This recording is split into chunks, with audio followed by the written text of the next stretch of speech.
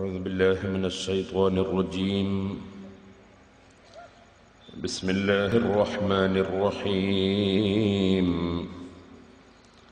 الحمد لله رب العالمين.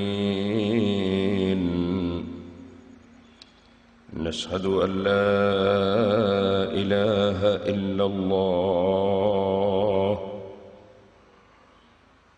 ونشهد أن محمدًا عبده ورسوله.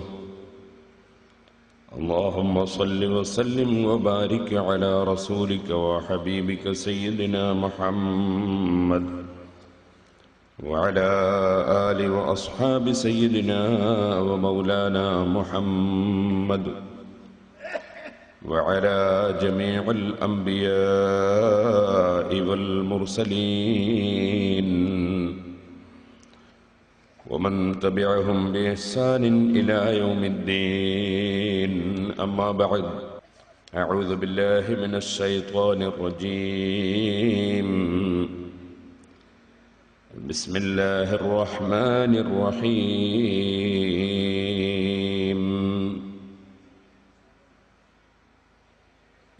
أرأيت الذي يكذب بالدين فذلك الذي يدعو اليتيم ولا يحض على طعام المسكين فويل للمصلين الذين هم عن صلاتهم ساهون الذين هم يراءون ويمنعون الماعون.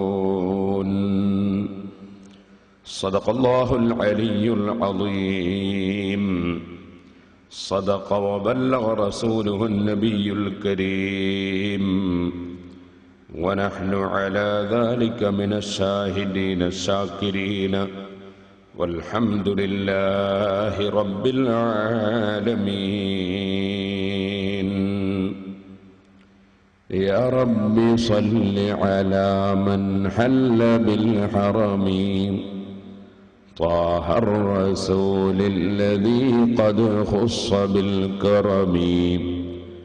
يا رب بالمصطفى بلغ مقاصدنا واغفر لنا ما مضى يا واسع الكرم.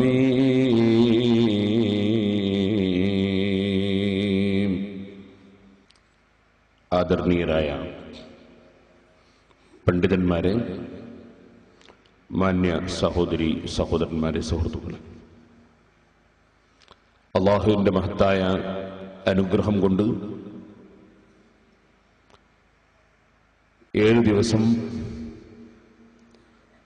നാം നടത്താൻ ഉദ്ദേശിച്ച വഅദ് പരിപാടി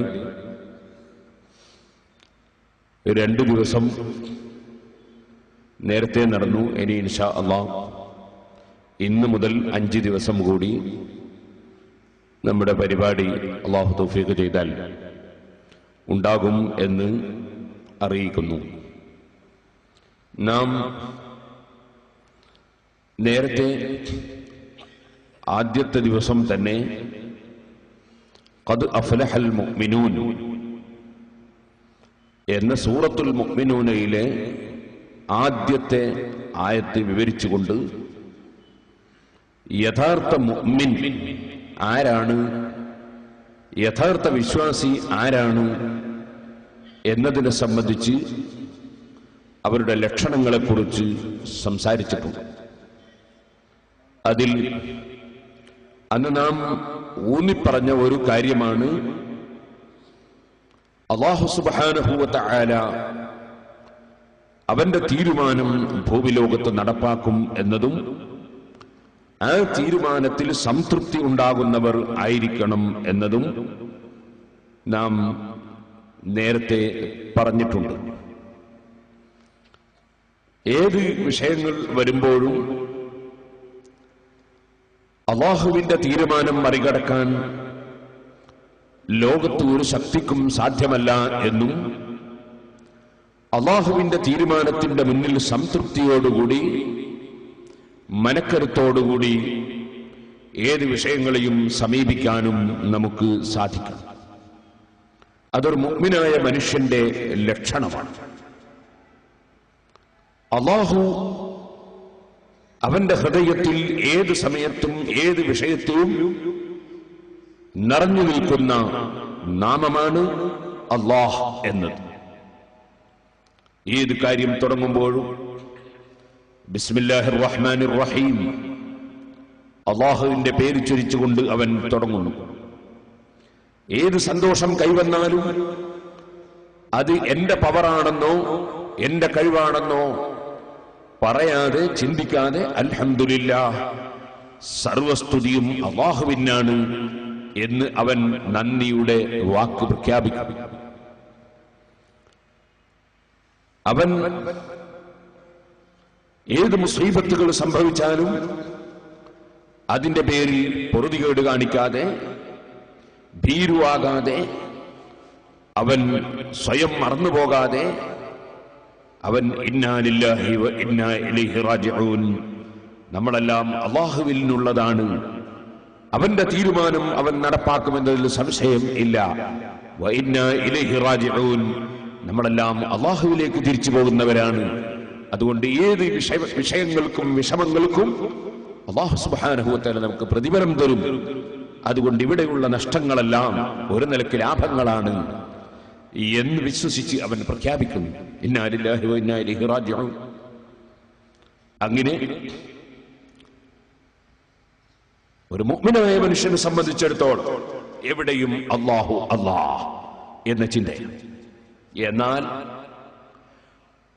ആ മുഅ്മിനായ മനുഷ്യൻ അല്ലാഹുവിൽ മാത്രം ലയിക്കുകയും അല്ലാഹുവിൽ മാത്രം ചിന്തിക്കുകയും ചെയ്യുന്ന സന്ദർഭമാണ് അവൻ നിസ്കരിക്കുന്ന സമയം. അതുകൊണ്ട് തന്നെ നിസ്കാരത്തെ സംബന്ധിച്ച് അസ്സലാത്തു മിഅ്റാജുൽ മുഅ്മിനീൻ, മുഅ്മിനായ മനുഷ്യന്റെ മിഅ്റാജാണ് നിസ്കാരം എന്ന് പറയുന്നത്. അല്ലാഹുമായി ഏറ്റവും കൂടുതൽ അടുത്തുകൊണ്ട് അല്ലാഹുമായി സംഭാഷണം നടത്തുന്ന സമയമാണ് നിസ്കാരം. അതിനാൽ ആ നിസ്കാര സമയം പരിപൂർണമായ ഭക്തിയോടുകൂടി ആയിരിക്കണം നിസ്കരിക്കുന്ന മനുഷ്യൻ നിസ്കരിക്കുന്നത്.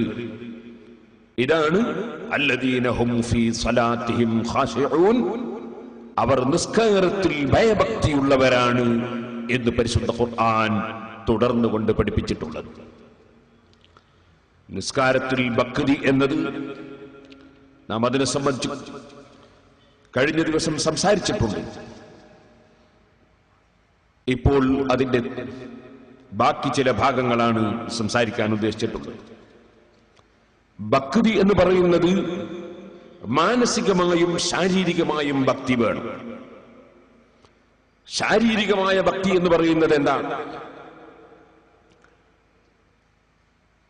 അല്ലാഹുവിന്റെ മുന്നിൽ ഒരല്പസമയം നാം അല്ലാഹുമായി സംഭാഷണം നടത്താനും അവന് വണക്കം കാണിക്കാനും വേണ്ടി നിൽക്കുകയും ഇരിക്കുകയും കുനിയുകയും നീരുകയും ഒക്കെ ചെയ്യുമ്പോൾ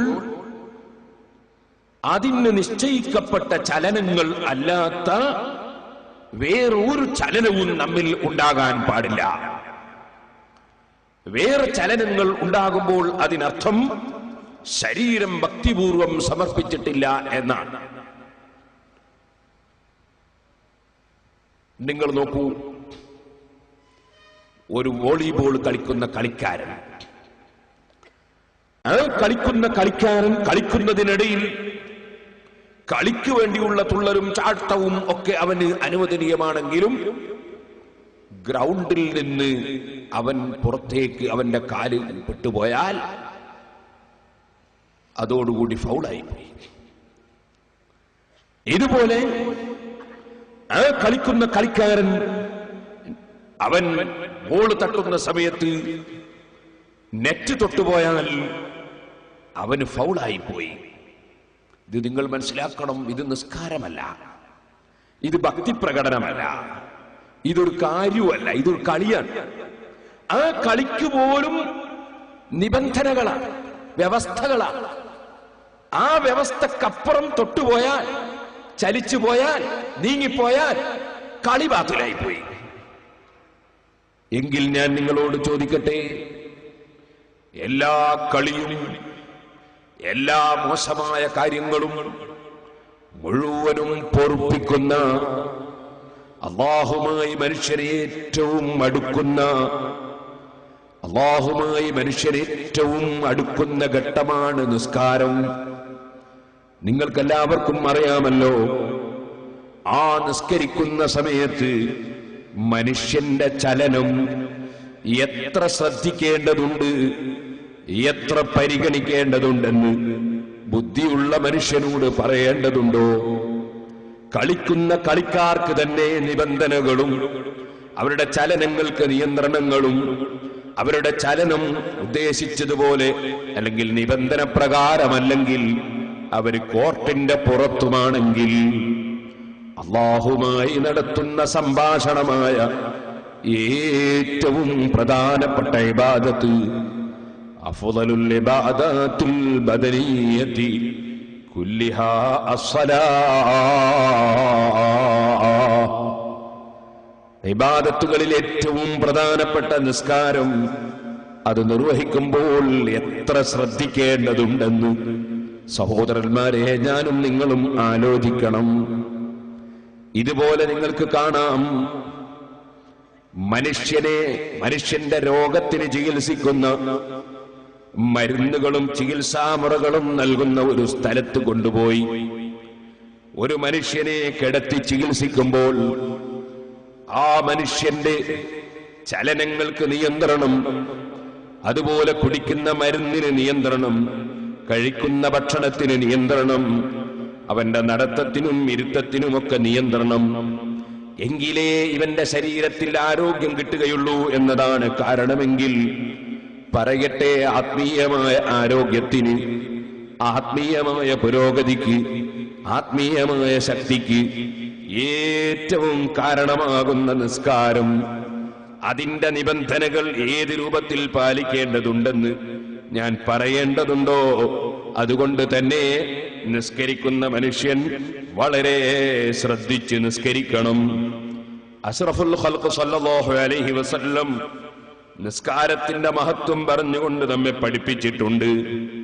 ഓ ജനങ്ങളെ, മസലുസ് സ്വലവാത്തിൽ ഖംസി കമസലി നഹറിൻ ജാരിൻ അലാ ബാബി അഹദികും കസീരിൽ മാഇ യഗ്തസിലു ഫീഹി കുല്ല യൗമിൻ 5 മറാത്തിൻ ഫഹൽ യബ്ഖാ അലൈഹി മിനദ്ദറനി ശൈഇ.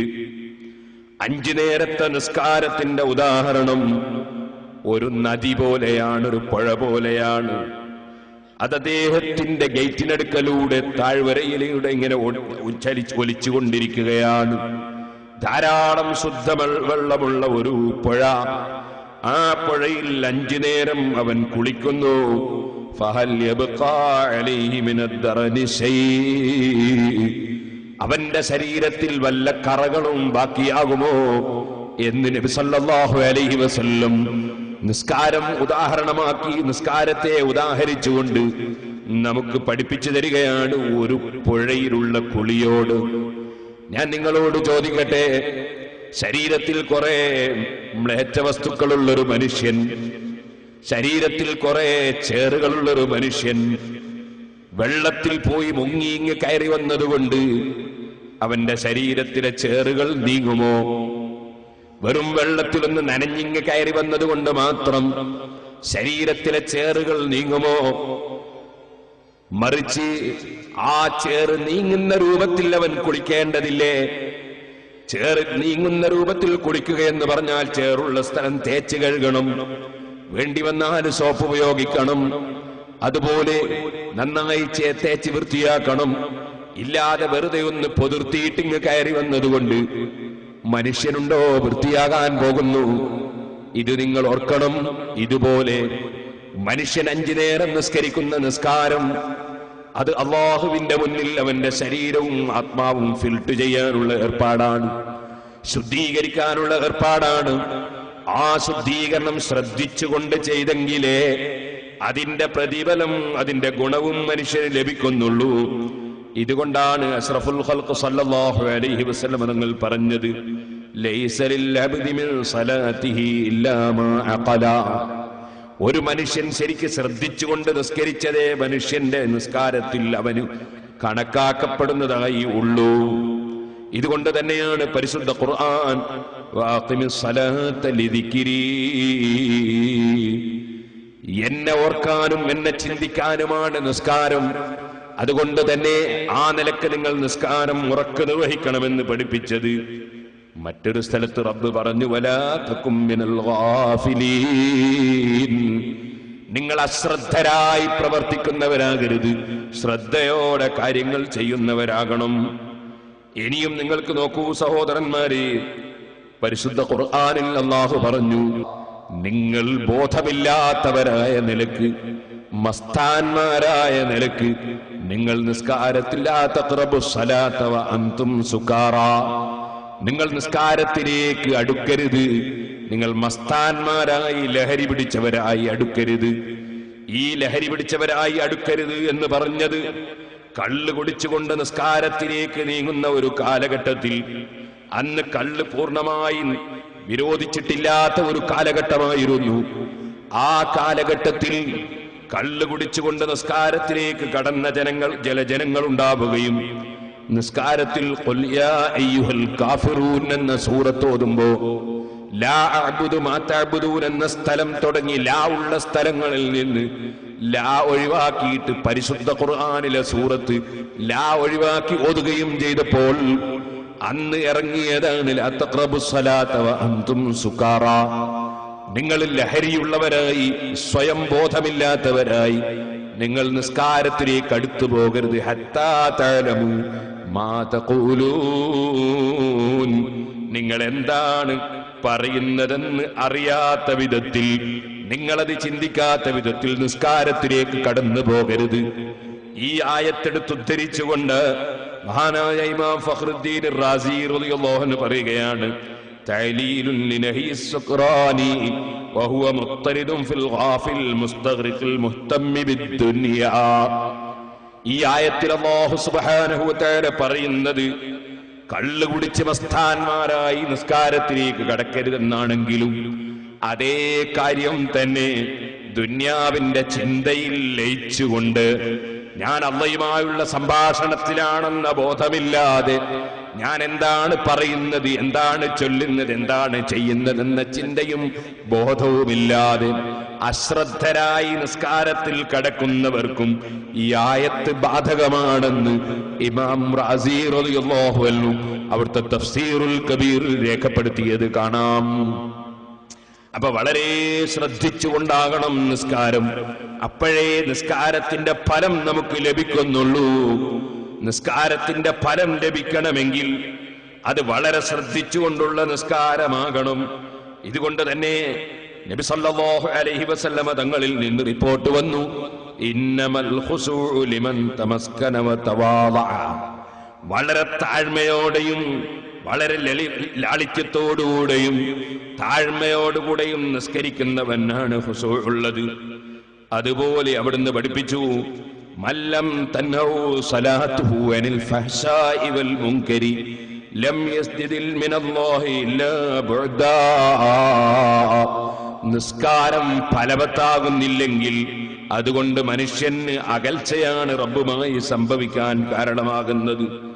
ഇത് തന്നെ മറ്റൊരു ഹദീസിൽ അവിടുന്ന് പഠിപ്പിച്ചു, കമ്മിൻ ഖായിമിൻ ഹദ്ദുഹു മിൻ ഖിയാമിഹി തഅബു വന്നസബു.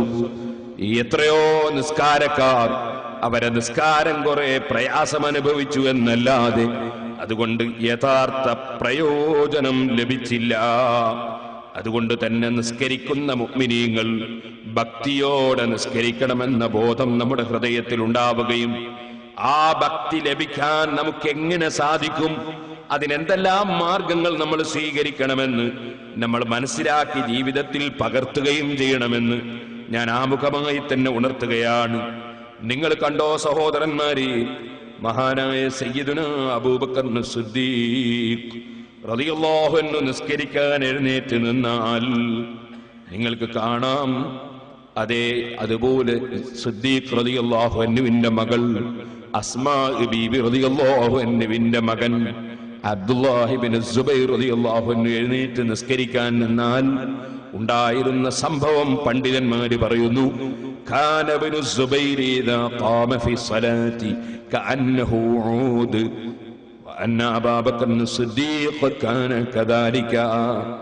മഹാനായ അബ്ദുല്ലാഹി ഇബ്നു സുബൈർ റളിയല്ലാഹു അൻഹു എഴുന്നേറ്റ് നിസ്കരിക്കാൻ നിന്നാൽ വെറും ഒരു കൊള്ളിക്കഷ്ണം വെച്ചതുപോലെ മഹാനവറുകൾ താഴോട്ട് നോക്കി ഒരൊറ്റ നൃത്തമാണ്.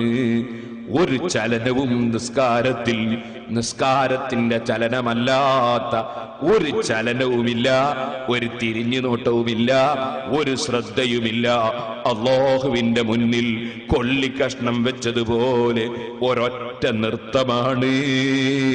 സിദ്ദീഖ് റളിയല്ലാഹു അൻഹുവിന്റെയും സ്വഭാവം അത് തന്നെയാണ്.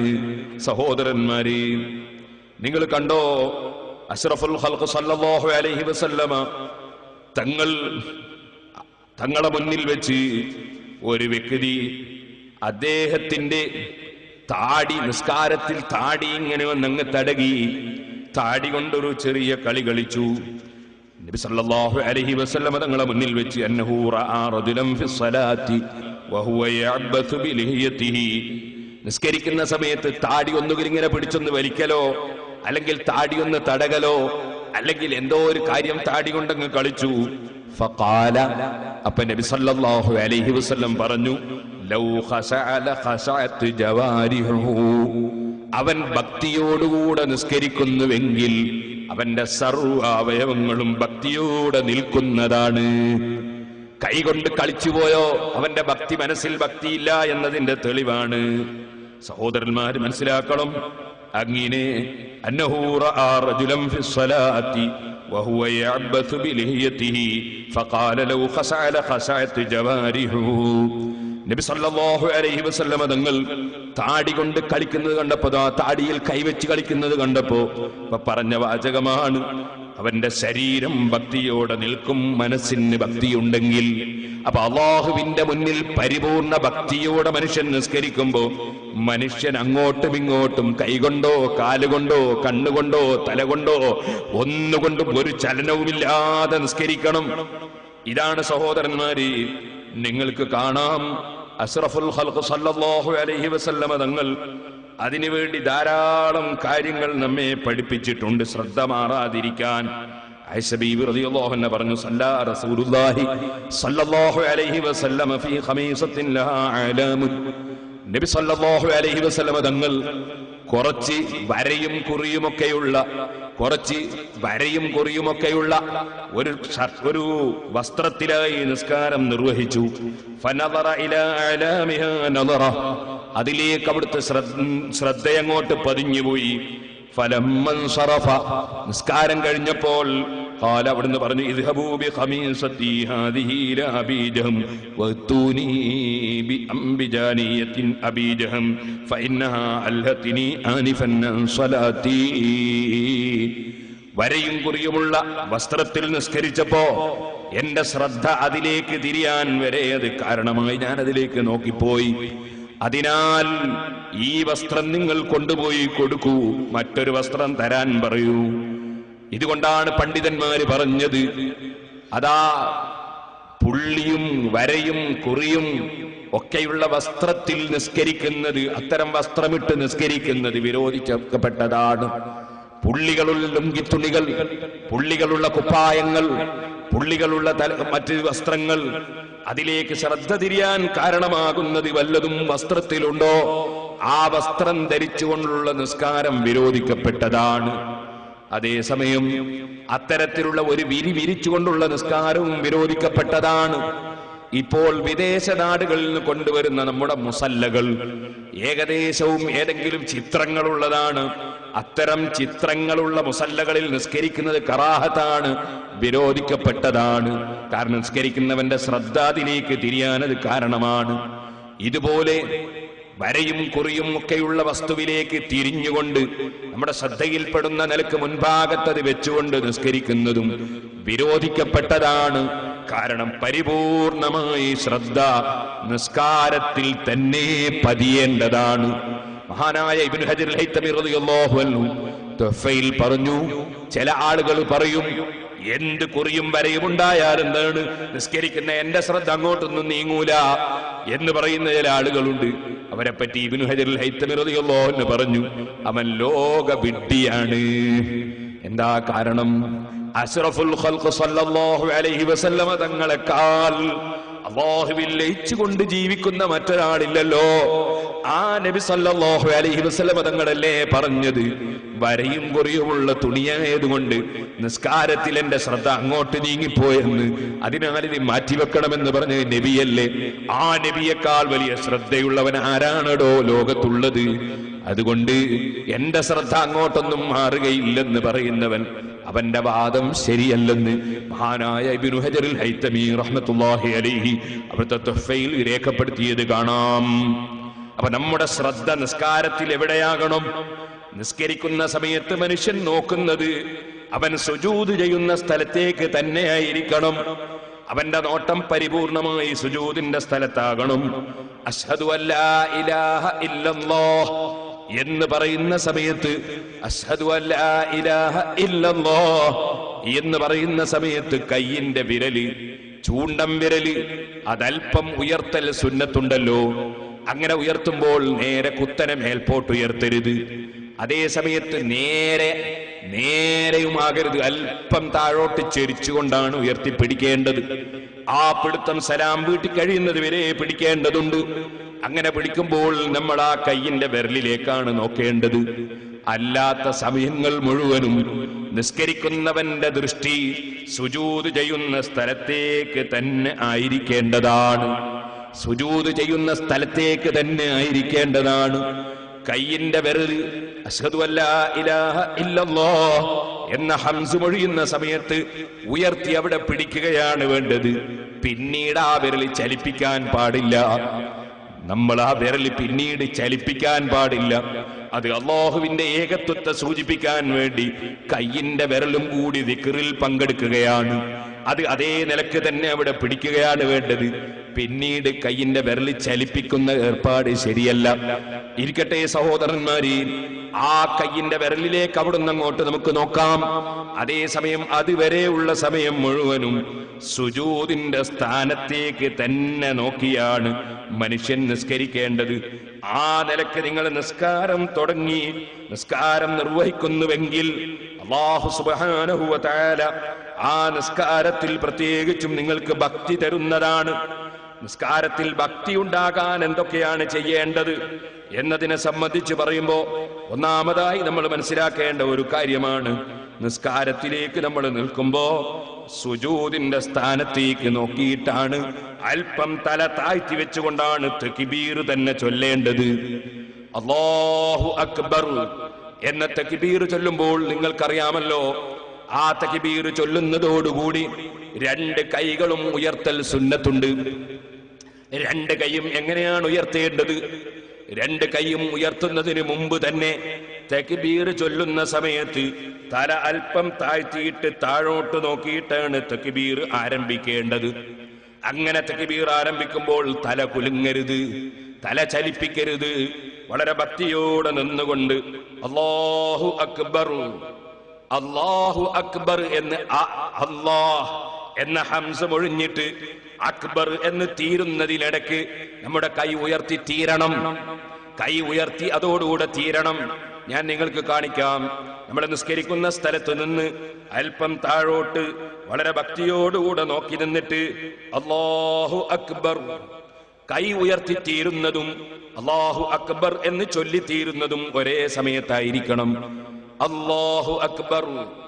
ആ ഉയർത്തുന്ന ഉയർത്തൽ നമ്മുടെ തള്ളവിരല് രണ്ട് കാതിന്റെ ചുവടെ, അതുപോലെ നമ്മുടെ മറ്റ് വിരലുകൾ കാതിന്റെ മേലേക്ക് നേരെയായി, കൈയിന്റെ ഉള്ളം കൈകൾ ചുമലിന് നേരെയായി നിൽക്കുന്ന നിലക്ക് അല്ലാഹു അക്ബർ. ആ തക്ബീർ ചൊല്ലിക്കഴിഞ്ഞതിന് ശേഷമാണ് കൈകൾ നമ്മൾ താഴ്ത്തിയിട്ട് നെഞ്ഞിന്റെ ചുവടെ പൊക്കിളിന്റെ മേലെ വെക്കേണ്ടത്. അത് തക്ബീർ ചൊല്ലിക്കഴിഞ്ഞതിന് ശേഷമാണ് വെക്കേണ്ടത്. തക്ബീർ ചൊല്ലിക്കഴിയേണ്ടത് ഉയർത്തിക്കഴിയുമ്പോഴാണ്. അല്ലാഹു അക്ബർ. ഇനി കൈ നമ്മൾ താഴ്ത്തി വെക്കണം. അങ്ങനെ താഴ്ത്തി വെക്കുമ്പോൾ കൈ നേരെ നെഞ്ഞിന്റെ ചുവടെ പൊക്കിളിന്റെ മേലെ വെക്കുന്നതാണോ നല്ലത്? അതല്ല കൈ പൂർണ്ണമായി താഴ്ത്തിയിട്ടിട്ട് വീണ്ടും കൈ പൊക്കി വെക്കുന്നതാണോ നല്ലത്?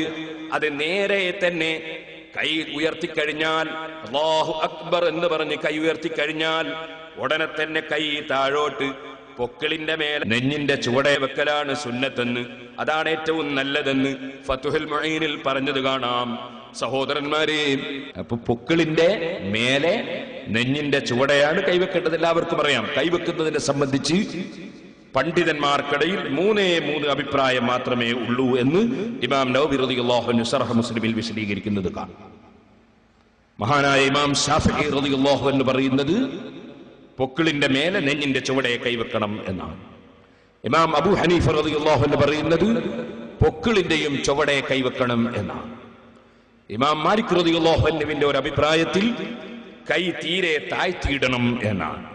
ഇങ്ങനെ 3 അഭിപ്രായമല്ലാതെ 4ാമത്തെ ഒരു അഭിപ്രായം ഇസ്ലാം ദീനിൽ കൈവെക്കുന്നതിനെ സംബന്ധിച്ച് ഉണ്ടായിട്ടില്ല എന്നത് മുസ്ലിമീങ്ങൾ മനസ്സിലാക്കേണ്ടതാണ്.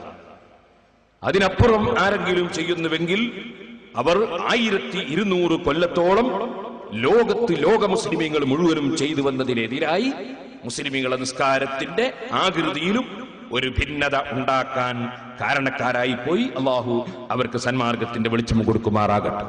4 മദ്ഹബിൽ 3 അഭിപ്രായം മാത്രമേ കൈവെക്കുന്നതിനെ സംബന്ധിച്ചുള്ളൂ എന്ന് ഇമാം നവവി റളിയല്ലാഹു അൻഹു ശർഹ് മുസ്ലിമിലും അതുപോലെ മറ്റ് അബൂദാവൂദിന്റെ ശർഹിലും മറ്റ് പല സ്ഥലങ്ങളിലും നമുക്ക് കാണാൻ സാധിക്കും. ഇരിക്കട്ടെ സഹോദരന്മാരെ, കൈ നമ്മൾ ഉയർത്തുന്ന സമയത്ത് വിരലുകൾ പൂട്ടിപ്പിടിച്ചുകൊണ്ടല്ല, ഒരൽപ്പം അകറ്റിപ്പിടിച്ചുകൊണ്ടാണ് തക്ബീറിന് വേണ്ടി കൈ ഉയർത്തേണ്ടത്. ഒരൽപ്പം അകറ്റിപ്പിടിച്ചുകൊണ്ട്, കൂടുതൽ അകറ്റാനും പാടില്ല, ഒരൽപ്പം അകറ്റിപ്പിടിച്ചുകൊണ്ടാണ് കൈ ഉയർത്തേണ്ടത്. അങ്ങനെ ഉയർത്തി കൈ വെക്കുന്ന സമയത്ത് നമ്മുടെ തല ഇളകാതിരിക്കാൻ വേണ്ടി ശ്രദ്ധിക്കണം. കൈയും തലയും കൂടി ഒന്നാക്കി ഇളക്കുന്ന രൂപം ഉണ്ടാകരുത്. ഇരിക്കട്ടെ, അങ്ങനെ തക്ബീർ ചൊല്ലുമ്പോൾ നമ്മൾ പറയുന്ന വാക്ക് അല്ലാഹു അക്ബർ, അല്ലാഹു വലിയവനാണ്, അല്ലാഹു വലിയവനാണ്. ഈ വാക്ക് എന്തുകൊണ്ട് അല്ലാഹു സുബ്ഹാനഹു വ തആല നിസ്കാരത്തിന്റെ തുടക്കത്തിൽ നമുക്ക് നിർബന്ധമാക്കി? ഇഫ്തിതാഹുഹു തക്ബീർ, നിസ്കാരത്തിന്റെ തുടക്കം തക്ബീറാണ് എന്ന് നബി സല്ലല്ലാഹു അലൈഹി വസല്ലം പറഞ്ഞു. എന്തുകൊണ്ടതാക്കി? ഇമാം സൈനുദ്ദീൻ മഖ്ദൂം റളിയല്ലാഹു അൻഹു പറയുന്നു, അതിന്റെ കാരണം അല്ലാഹു അക്ബർ, അല്ലാഹു വലിയവനാണ് എന്നതവൻ പറയുന്നതോടുകൂടി അവന്റെ മനസ്സിൽ ഞാൻ ഈ വന്ന് നിൽക്കുന്നത് ആരോട് സംസാരിക്കാനാണ്, ഞാൻ ഈ നിൽക്കുന്നത് ആരുടെ മുമ്പിലാണ്, ഞാൻ ഈ നിൽക്കുന്നത് എന്ത് പ്രവർത്തനത്തിനാണ്, ആരുടെ മുന്നിലാണ്? അല്ലാഹുവിന്റെ മഹത്വത്തെക്കുറിച്ച്, അവന്റെ മഹത്വത്തെക്കുറിച്ച് അവന്റെ മനസ്സിൽ പരിപൂർണമായ ബോധം വരാനാണ്. അല്ലാഹു അക്ബർ, അല്ലാഹു വലിയവനാണ് എന്നർത്ഥമുള്ള ഈ ദിക്ർ തന്നെ നിസ്കാരത്തിന്റെ തുടക്കത്തിൽ കൽപ്പിക്കപ്പെട്ടതെന്ന് മഹാനായ ഇമാം സൈനുദ്ദീൻ മഖ്ദൂം റളിയല്ലാഹു അൻഹു ഫതുഹുൽ മുഈനിൽ പറഞ്ഞതിന് ശേഷം മഹാനവറുകൾ പറയുന്നു, അതുകൊണ്ട് തന്നെയാണ് ഈ ദിക്ർ നിസ്കാരത്തിൽ ആവർത്തിച്ച് ചൊല്ലാൻ വേണ്ടി കൽപ്പിക്കപ്പെട്ടത്. ഏത് പോക്കിലും വരവിലും അല്ലാഹു അക്ബർ, അല്ലാഹു വലിയവനാണ്, അല്ലാഹു വലിയവനാണ്. അത് ആവർത്തിച്ച് പറയുന്നത് എന്തിനാണ്? നിന്റെ ശ്രദ്ധ മറ്റൊന്നിലേക്ക് തിരിയല്ല കേട്ടോ. വലിയവനായ റബ്ബുമായി സംഭാഷണം നടത്തുമ്പോ നിന്റെ ശ്രദ്ധ താഴ്ന്ന ദുനിയാവിലേക്ക് നീങ്ങല്ല, ഈ ചത്ത ശവം പോലെയുള്ള ഭൗതിക കാര്യങ്ങളിലേക്ക് നീങ്ങല്ല, നിന്റെ ശ്രദ്ധ മറ്റൊരാളിലേക്കും നീങ്ങല്ല. ഏറ്റവും വലിയവനായ റബ്ബിന്റെ മുന്നിൽ പോയി നിന്ന് അല്ലാഹു വലിയവനാണെന്ന് പറഞ്ഞു തുടങ്ങി റബ്ബുമായി സംഭാഷണം നടത്തുമ്പോ നിന്നെ അടിക്കടി ഓർമ്മിപ്പിക്കാൻ നിന്റെ നാവ് കൊണ്ട് തന്നെ നീ ഉച്ചരിക്കുകയാണ് അല്ലാഹു അക്ബർ, അല്ലാഹു അക്ബർ, അല്ലാഹു അക്ബർ. ഓരോ പോക്കിലും വരവിലുമൊക്കെ അല്ലാഹു വലിയവനാണ്, അല്ലാഹു വലിയവനാണ്. ഈ ബോധത്തോടെ തക്ബീർ ചൊല്ലുകയും ആ ബോധം നിലനിർത്തി നിസ്കരിക്കുകയും ചെയ്യാനാണ് അത് ആവർത്തിച്ച് നമുക്ക് കൽപ്പിക്കപ്പെട്ടതെന്ന് മഹാനായ സൈനുദ്ദീൻ മഖ്ദൂം റളിയല്ലാഹു അൻഹു പറയുകയാണ്. അപ്പൊ അല്ലാഹു അക്ബർ എന്ന ദിക്ർ ചൊല്ലി, ആ ദിക്ർ ചൊല്ലി അവൻ സുജൂദിന്റെ സ്ഥാനത്തേക്ക് നോക്കി അങ്ങനെ അവൻ നിസ്കാരം മുന്നോട്ട് കൊണ്ടുപോകണം. ഒരിക്കലും തന്നെ അവന്റെ നിസ്കാരത്തിൽ മറ്റ് സ്ഥലങ്ങളിലേക്ക് തിരിഞ്ഞുകൊണ്ട് ശ്രദ്ധ മാറിപ്പോകരുത്.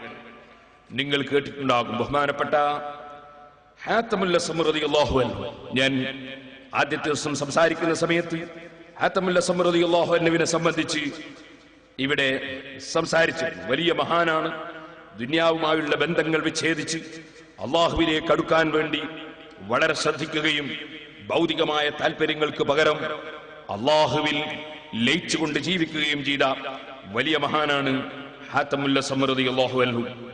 ആ മഹാനായ ഹാത്തമുൽ അസ്മ റളിയല്ലാഹു അൻഹു നിസ്കാരത്തിലേക്ക് നിൽക്കുമ്പോൾ മഹാനവറുകൾ വളരെ ഭക്തിയോടെ വളരെ ആദരവോടെ നിൽക്കുന്ന പതിവുകാരനായിരുന്നു.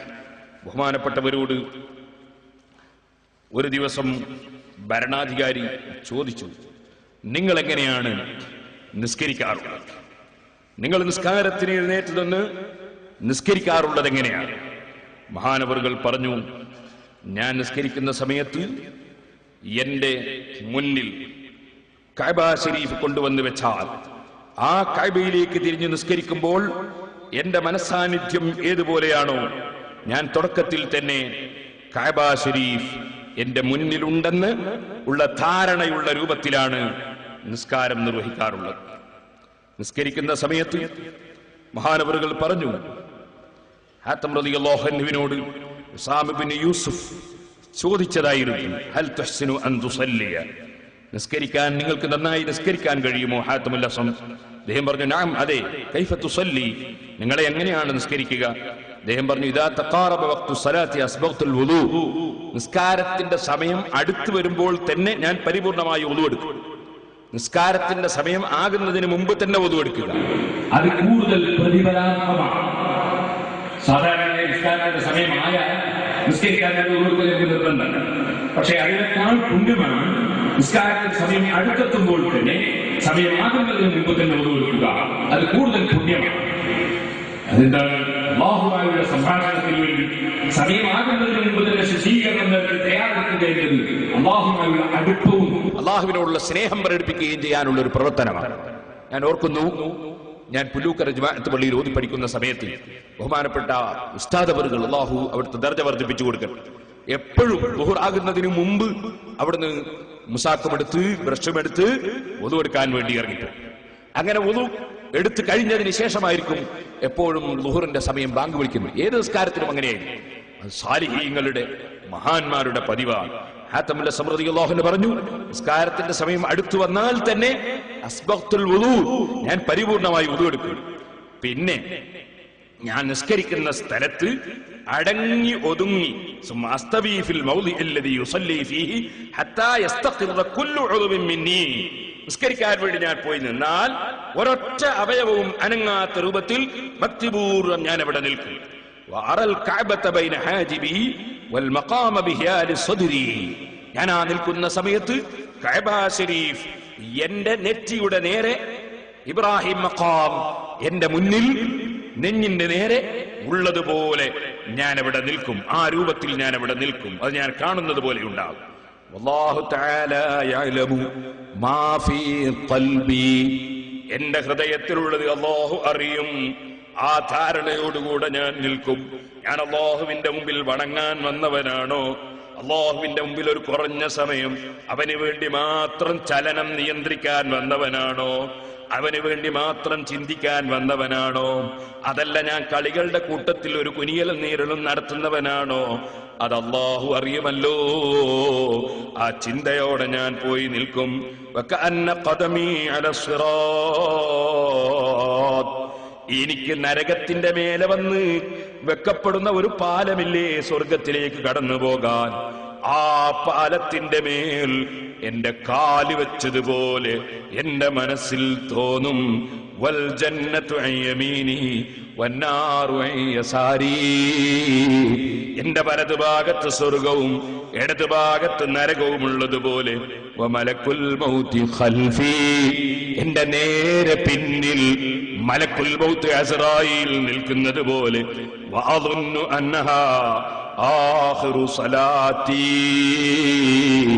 ഞാൻ നിസ്കാരത്തിന് തക്ബീർ ചൊല്ലാൻ ഈ ചിന്തയോടെ അവിടെ അങ്ങ് നിൽക്കുമ്പോ എന്റെ മനസ്സിൽ വരും, ഇതെന്റെ അവസാനത്തെ നിസ്കാരം, എന്റെ നേരെ പിന്നിൽ അസ്റായീൽ നിൽക്കുകയാണ്, എന്റെ അവസാനത്തെ നിസ്കാരമാണെന്ന നിലക്ക് ഞാൻ ആ നിസ്കാരത്തിലേക്ക് ഞാനങ്ങോട്ട് കടക്കും.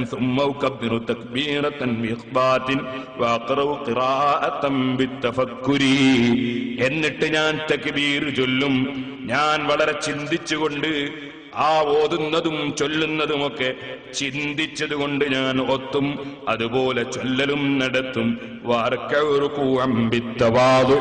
വളരെ താഴ്മയോട്, ഇത് കളരിയിലെ കുനിയലല്ല, മറ്റേതെങ്കിലും കളിയിലുള്ള കുനിയലല്ല, ഇതെന്റെ റബ്ബിനെ ബഹുമാനിച്ചുകൊണ്ട് ഞാൻ താഴ്മയോടെ കുനിഞ്ഞു നിൽക്കുകയാണ്, റബ്ബിനെ ബഹുമാനിച്ചുകൊണ്ട് കുനിഞ്ഞു നിൽക്കുകയാണ്. ആ ചിന്തയിൽ ഞാൻ താഴ്മയോടെ കുനിഞ്ഞു നിൽക്കും.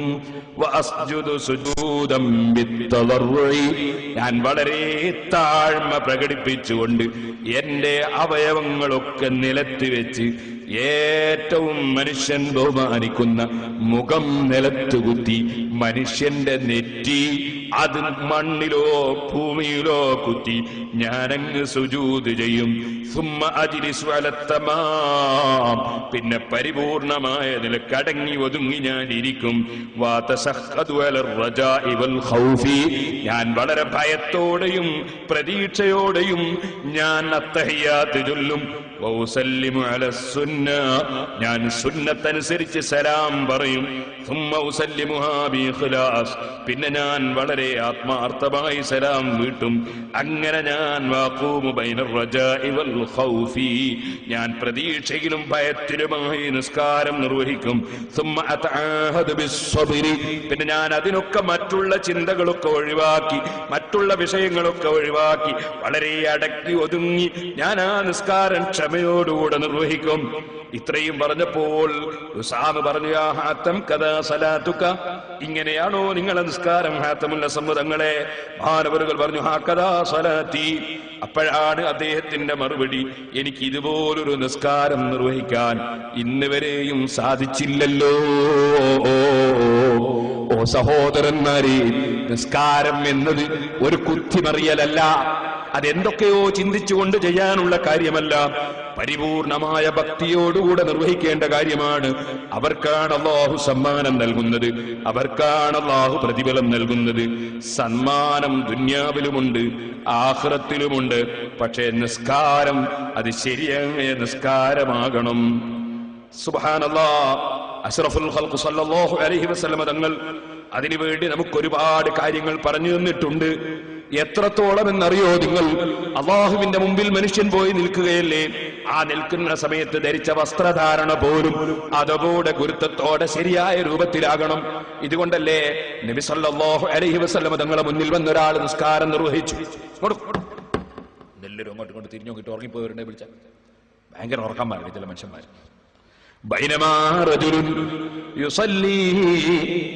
നബി സല്ലല്ലാഹു അലൈഹി വസല്ലം തങ്ങളുടെ മുന്നിൽ വന്ന് ഒരാൾ നിസ്കരിക്കുന്നു. എങ്ങനെ നിസ്കരിക്കുന്നു? അദ്ദേഹത്തിന്റെ നെര്യാണിയുടെ ചുവടെയാണ് തുണിയുള്ളത്. ചെറുപ്പക്കാരെ, ഏകദേശം ആളുകളും തുണിയെടുക്കുമ്പോ നെര്യാണിയുടെ ചുവടയല്ലേ ഇന്ന് തുണി എടുക്കുന്നത്. അത് വാസ്തവത്തിൽ പാടില്ലാത്ത കാര്യമാണ്. നബി സല്ലല്ലാഹു അലൈഹി വസല്ലം ഗൗരവത്തോടെ വിരോധിച്ച കാര്യമാണ്. അതേ സലാത്തുൽ ലാ യുകല്ലിമുഹും അല്ലാഹു വലാ യുസക്കീഹിം വലാ യൻദുറു ഇലൈഹിം. അല്ലാഹു തആല അവരെ പരിശുദ്ധരാക്കൂല, അല്ലാഹ് അവരെ സംസ്കരിക്കൂല, അല്ലാഹ് റഹ്മത്തിന്റെ നോട്ടം നോക്കൂല, അല്ലാഹ് അവരോട് ഉരിയാടൂല, അല്ലാഹ് അവരോട് മിണ്ടൂല, അല്ലാഹ് അവരെ കൊള്ള റഹ്മത്തിന്റെ നോട്ടം നോക്കൂല. അല്ലാഹു ജല്ല ജലാലുഹു അതേ അവരെ ശുദ്ധീകരിക്കൂല എന്ന് നബി സല്ലല്ലാഹു അലൈഹി വസല്ലം തങ്ങൾ പറഞ്ഞു. അപ്പൊ സഹാബത്ത് ചോദിച്ചു, ആരാണ് നബിയെ ആ കൂട്ടർ? ആ കൂട്ടരെ എണ്ണുന്ന കൂട്ടത്തിൽ അല്ലാഹുവിന്റെ റസൂല് എണ്ണിയ ഒരു കൂട്ടരാരാണ്? അൽ മുസ്ബിലു ഇസാറഹു, തുണി നെര്യാണിയുടെ ചോടെ ഉടുക്കുന്നവനാണ്. കാരണം അത് കിബിറിന്റെ ലക്ഷണമാണ്, അഹങ്കാരത്തിന്റെ ലക്ഷണമാണ്. അതുകൊണ്ട് തന്നെ വളരെ ഗൗരവത്തോടെയാണ് നബി സല്ലല്ലാഹു അലൈഹി വസല്ലം നെര്യാണിയുടെ ചുവടെ പുരുഷന്മാര് തുണി ഉടുക്കുന്നതിനെ സംബന്ധിച്ച് പറഞ്ഞത്. സ്ത്രീകളെ, നിങ്ങൾക്കത് ബാധകമല്ല. നിങ്ങളെ ശരീരത്തിൽ പൂർണ്ണമായി തുണി ഉടുക്കുന്ന സമയത്ത് നിങ്ങൾ നെര്യാണിയുടെ ചുവടെ ഒരു ചാണെങ്കിലും താഴ്ത്തി ഉടുക്കണമെന്നാണ് നിയമം. കാരണം നിങ്ങളെ കാല് മറ്റൊരാൾ കാണാൻ പാടില്ലല്ലോ, അതുകൊണ്ട് താഴ്ത്തി ഉടുക്കണമെന്നാണ് നിയമം. അതുകൊണ്ടും കാണുമെന്ന് തോന്നിയാൽ വീണ്ടും താഴ്ത്തി ഉടുക്കണമെന്നാണ്. നേരെ മറിച്ച് പുരുഷന്മാര്, ചെറുപ്പക്കാരെ, നെര്യാണിയുടെ ചുവടെ തുണി ഉടുക്കുന്ന സമയത്ത് നെര്യാണിയുടെ ചുവടെ തുണി ഉടുക്കുന്നത് കടുത്ത തെറ്റാണ്. ഈ ബോധം നമുക്കുണ്ടാകണം. അല്ലാഹുവിന്റെ റസൂൽ സല്ലല്ലാഹു അലൈഹി വസല്ലം തങ്ങളുടെ സമീപത്ത് നിന്ന് നിസ്കരിച്ച ഒരാൾ തുണി താഴ്ത്തി ഉടുത്ത് നിസ്കരിച്ചപ്പോൾ അല്ലാഹുവിന്റെ റസൂൽ നിസ്കാരം കഴിഞ്ഞു വരുമ്പോ അദ്ദേഹത്തെ വിളിച്ചു പറഞ്ഞു, ഇദ്ഹബ് ഫതവല്ല ഫദഹബ ഫതവല്ല. ഓ മനുഷ്യ, നീ പോയി wudu എടുക്കൂ, എന്നിട്ട് നീ നിസ്കാരം നിർവഹിക്കൂ. ഫദഹബ ഫതവല്ല. അദ്ദേഹം പോയി wudu എടുത്ത് വന്നു, പിന്നെയും വന്നു. സുബ്ഹാനല്ലാഹ്. wudu എടുത്ത് വന്നപ്പോ നബി സല്ലല്ലാഹു അലൈഹി വസല്ലം തങ്ങളുടെ സമീപത്ത് വന്നപ്പോ ഒരാൾ ചോദിച്ചു, നബിയേ മാലക അമർതഹു അയതവല്ല. നബിയെ, തങ്ങൾ എന്തിനാണ് അദ്ദേഹത്തോട് wudu എടുക്കാൻ പറഞ്ഞത്? ഖാല ഇന്നഹു കാന യുസല്ലി വഹുവ മുസ്ബിലുൻ നിസാറഹു വഇന്നല്ലാഹ ലാ യഖ്ബലു സലാത്ത റജുലിൻ മുസ്ബിലിൻ നിസാറഹു. അവൻ നെര്യാണിയുടെ ചുവടെ തുണി ഉടുത്തുകൊണ്ടാണ് നിസ്കരിച്ചത്. അതുകൊണ്ടാണ് അവനോട് wudu അടക്കം മാറ്റിയെടുക്കണമെന്ന് പറഞ്ഞത്. കാരണം നെര്യാണിയുടെ ചുവടെ തുണി താഴ്ത്തി ഉടുക്കുന്നവന്റെ നിസ്കാരം അല്ലാഹു തആല അത് പരിപൂർണമായ നിലക്ക് സ്വീകരിക്കുകയില്ല. അപ്പൊ സഹോദരന്മാരെ, നെര്യാണിയുടെ ചുവടെ തുണി ഉടുത്ത് നിസ്കരിച്ചവന്റെ നിസ്കാരത്തിന് ന്യൂനതയാണ്, അത് പരിപൂർണമായ രൂപത്തിലായില്ല. ഞാൻ നേരത്തെ നിങ്ങളോട് പറഞ്ഞില്ലേ, കോർട്ടിൽ വെച്ച് കളിക്കുന്ന സമയത്ത് കളിക്ക് പോലും വര തെറ്റരുത്, അതുപോലെ തന്നെ തൊട്ടു പോകരുത്, ഗ്രൗണ്ടിന്റെ പുറത്തായി പോകരുത്, ഇങ്ങനെ തുടങ്ങി നിബന്ധനകളുണ്ടെങ്കിൽ നിസ്കാരത്തിന് ഒരുപാട് നിബന്ധനകളും സുന്നത്തുകളുമുണ്ട്. ആ സുന്നത്തുകൾ പാലിച്ച് നിസ്കരിക്കാതിരുന്നാൽ, സുന്നത്തുകൾ പാലിച്ച് നിസ്കരിക്കാതിരുന്നാൽ, അദബുകൾ പാലിച്ച് നിസ്കരിക്കാതിരുന്നാൽ, ഞാൻ മുമ്പ് സൂചിപ്പിച്ചിട്ടുണ്ടല്ലോ, ഇമാം ഗസാലി റളിയല്ലാഹു അൻഹു പറഞ്ഞില്ലേ, വികലാംഗനായ ഒരടിമയെ രാജാവിന് കാഴ്ചവെക്കുന്നത് പോലെയാണത്. കാതില്ലാത്ത മനുഷ്യൻ ജീവി തന്നെയാണ്, അടിമ തന്നെയാണ്. പക്ഷേ ഒരു രാജാവിന്റെ മുമ്പിൽ കാഴ്ചക്ക് അടിമ വെക്കാൻ പറ്റൂലല്ലോ. കാരണം കാത് മുറിഞ്ഞ അടിമയല്ലേ. ഉദ്ഹിയ്യത്ത് അറുക്കുന്ന സമയത്ത് കാതില്ലാത്ത കുട്ടനെ അറുക്കാൻ പറ്റുന്നില്ലല്ലോ. കാരണം അത് കുട്ടനല്ലാത്തത് കൊണ്ടല്ലല്ലോ, അല്ലെങ്കിൽ അത് ജീവിയല്ലാത്തത് കൊണ്ടല്ലല്ലോ, അറുത്താൽ മാംസമില്ലാത്തത് കൊണ്ടല്ലല്ലോ, അതിന് വൈകല്യമുള്ളത് കൊണ്ടല്ലേ. ഇതുപോലെ സുന്നത്തുകൾ തന്നെ ഒഴിവാക്കി നിസ്കരിച്ചാൽ തന്നെ വൈകല്യമാണ്. ആ വൈകല്യം ഉള്ള നിസ്കാരമല്ലല്ലോ നിസ്കരിക്കേണ്ടത്. എന്നാൽ അവനോട് wudu എടുക്കാൻ പറഞ്ഞതോ, നമ്മുടെ ഫിഖ്ഹിന്റെ കിതാബിലുള്ള നിയമം നോക്കിയാൽ നെര്യാണിയുടെ ചോടെ തുണി ഉടുത്തുകൊണ്ട് wudu ബാത്തിലാകുന്നില്ല, നിസ്കാരം ബാത്തിലാകുന്നില്ല. ആ മസ്അല അറിയാഞ്ഞിട്ട് ഞാൻ പറഞ്ഞതാണെന്ന് ആരും തെറ്റിദ്ധരിക്കേണ്ടതില്ല. ഓ സഹോദര, നബി സല്ലല്ലാഹു അലൈഹി വസല്ലം തങ്ങൾ ഫത്ഹുൽ മുഈൻ ഓതിയിട്ടില്ലെന്നും ആരും തെറ്റിദ്ധരിക്കേണ്ടതില്ല. എല്ലാ ഫത്ഹുൽ മുഈനും നബി സല്ലല്ലാഹു അലൈഹി വസല്ലം തങ്ങൾ പഠിപ്പിച്ചതിൽ നിന്ന് മനസ്സിലാക്കി ഉണ്ടാക്കിയതല്ലാതെ ഒരു ഇമാമിനും ഒരു കിതാബും ഇല്ലല്ലോ. അപ്പൊ നബി സല്ലല്ലാഹു അലൈഹി വസല്ലം നെര്യാണിയുടെ ചോടെ തുണി ഉടുത്ത് നിസ്കരിച്ചതുകൊണ്ട് നിസ്കാരം ബാത്തിലാകുമെന്ന് വിധിക്കുകയല്ല, മറിച്ച് അവന്റെ നിസ്കാരം പരിപൂർണമായിട്ടില്ല. പൂർണ്ണമായ നിസ്കാരമാകണമെങ്കിൽ ഒന്നുകൂടി അവന്റെ wudu എടുത്തിട്ട് തന്നെ അവന്റെ ശരീരത്തിലുള്ള അവയവങ്ങൾ തന്നെ, അവന്റെ കാലും അവന്റെ മുഖവും അവന്റെ കൈയും അവന്റെ തലയുമൊക്കെ ഒന്നുകൂടി wudu എന്ന് പറയുന്ന ശുദ്ധീകരണത്തിലൂടെ ഫിൽട്ട് ചെയ്തിട്ട് വേണം, ശുദ്ധീകരിച്ചിട്ട് വേണം ഇവന്റെ നിസ്കാരം നടക്കാൻ. കാരണം ഇവൻ നെര്യാണിയുടെ ചോടെ തുണി ഉടുത്ത് നിസ്കരിച്ചതുകൊണ്ട് അവന്റെ കാലും ഒന്ന് ശുദ്ധീകരിക്കേണ്ടതുണ്ട്. അത് wudu എടുക്കുന്ന സമയത്ത് പാപങ്ങൾ കഴുകിപ്പോകുമല്ലോ. ആ പാപം wuduവിലൂടെ കഴുകി വൃത്തിയാക്കി ഫിൽട്ട് ചെയ്തുകൊണ്ട് വേണം റബ്ബിന്റെ മുമ്പിൽ വന്ന് നിൽക്കാൻ. ഇത് ആത്മീയമായ ചിന്തയാണ്, ആത്മീയമായ ഉപദേശമാണ്. അതുകൊണ്ട് തന്നെ നമ്മൾ നെരിയാണിയുടെ ചുവടെ തുണിയുമെടുത്ത് ഒരിക്കലും നടക്കാൻ പാടില്ല. നിസ്കരിക്കുന്ന സമയത്ത് തീരെ പാടില്ല. ഈ കാര്യം നമ്മുടെ ശ്രദ്ധയിൽ വേണമെന്ന് ഞാൻ ഓർമ്മപ്പെടുത്തുകയാണ്. അല്ലാഹുവിന്റെ റസൂൽ സല്ലല്ലാഹു അലൈഹി വസല്ലം 3 കക്ഷികളോട് അല്ലാഹ് മിണ്ടൂല.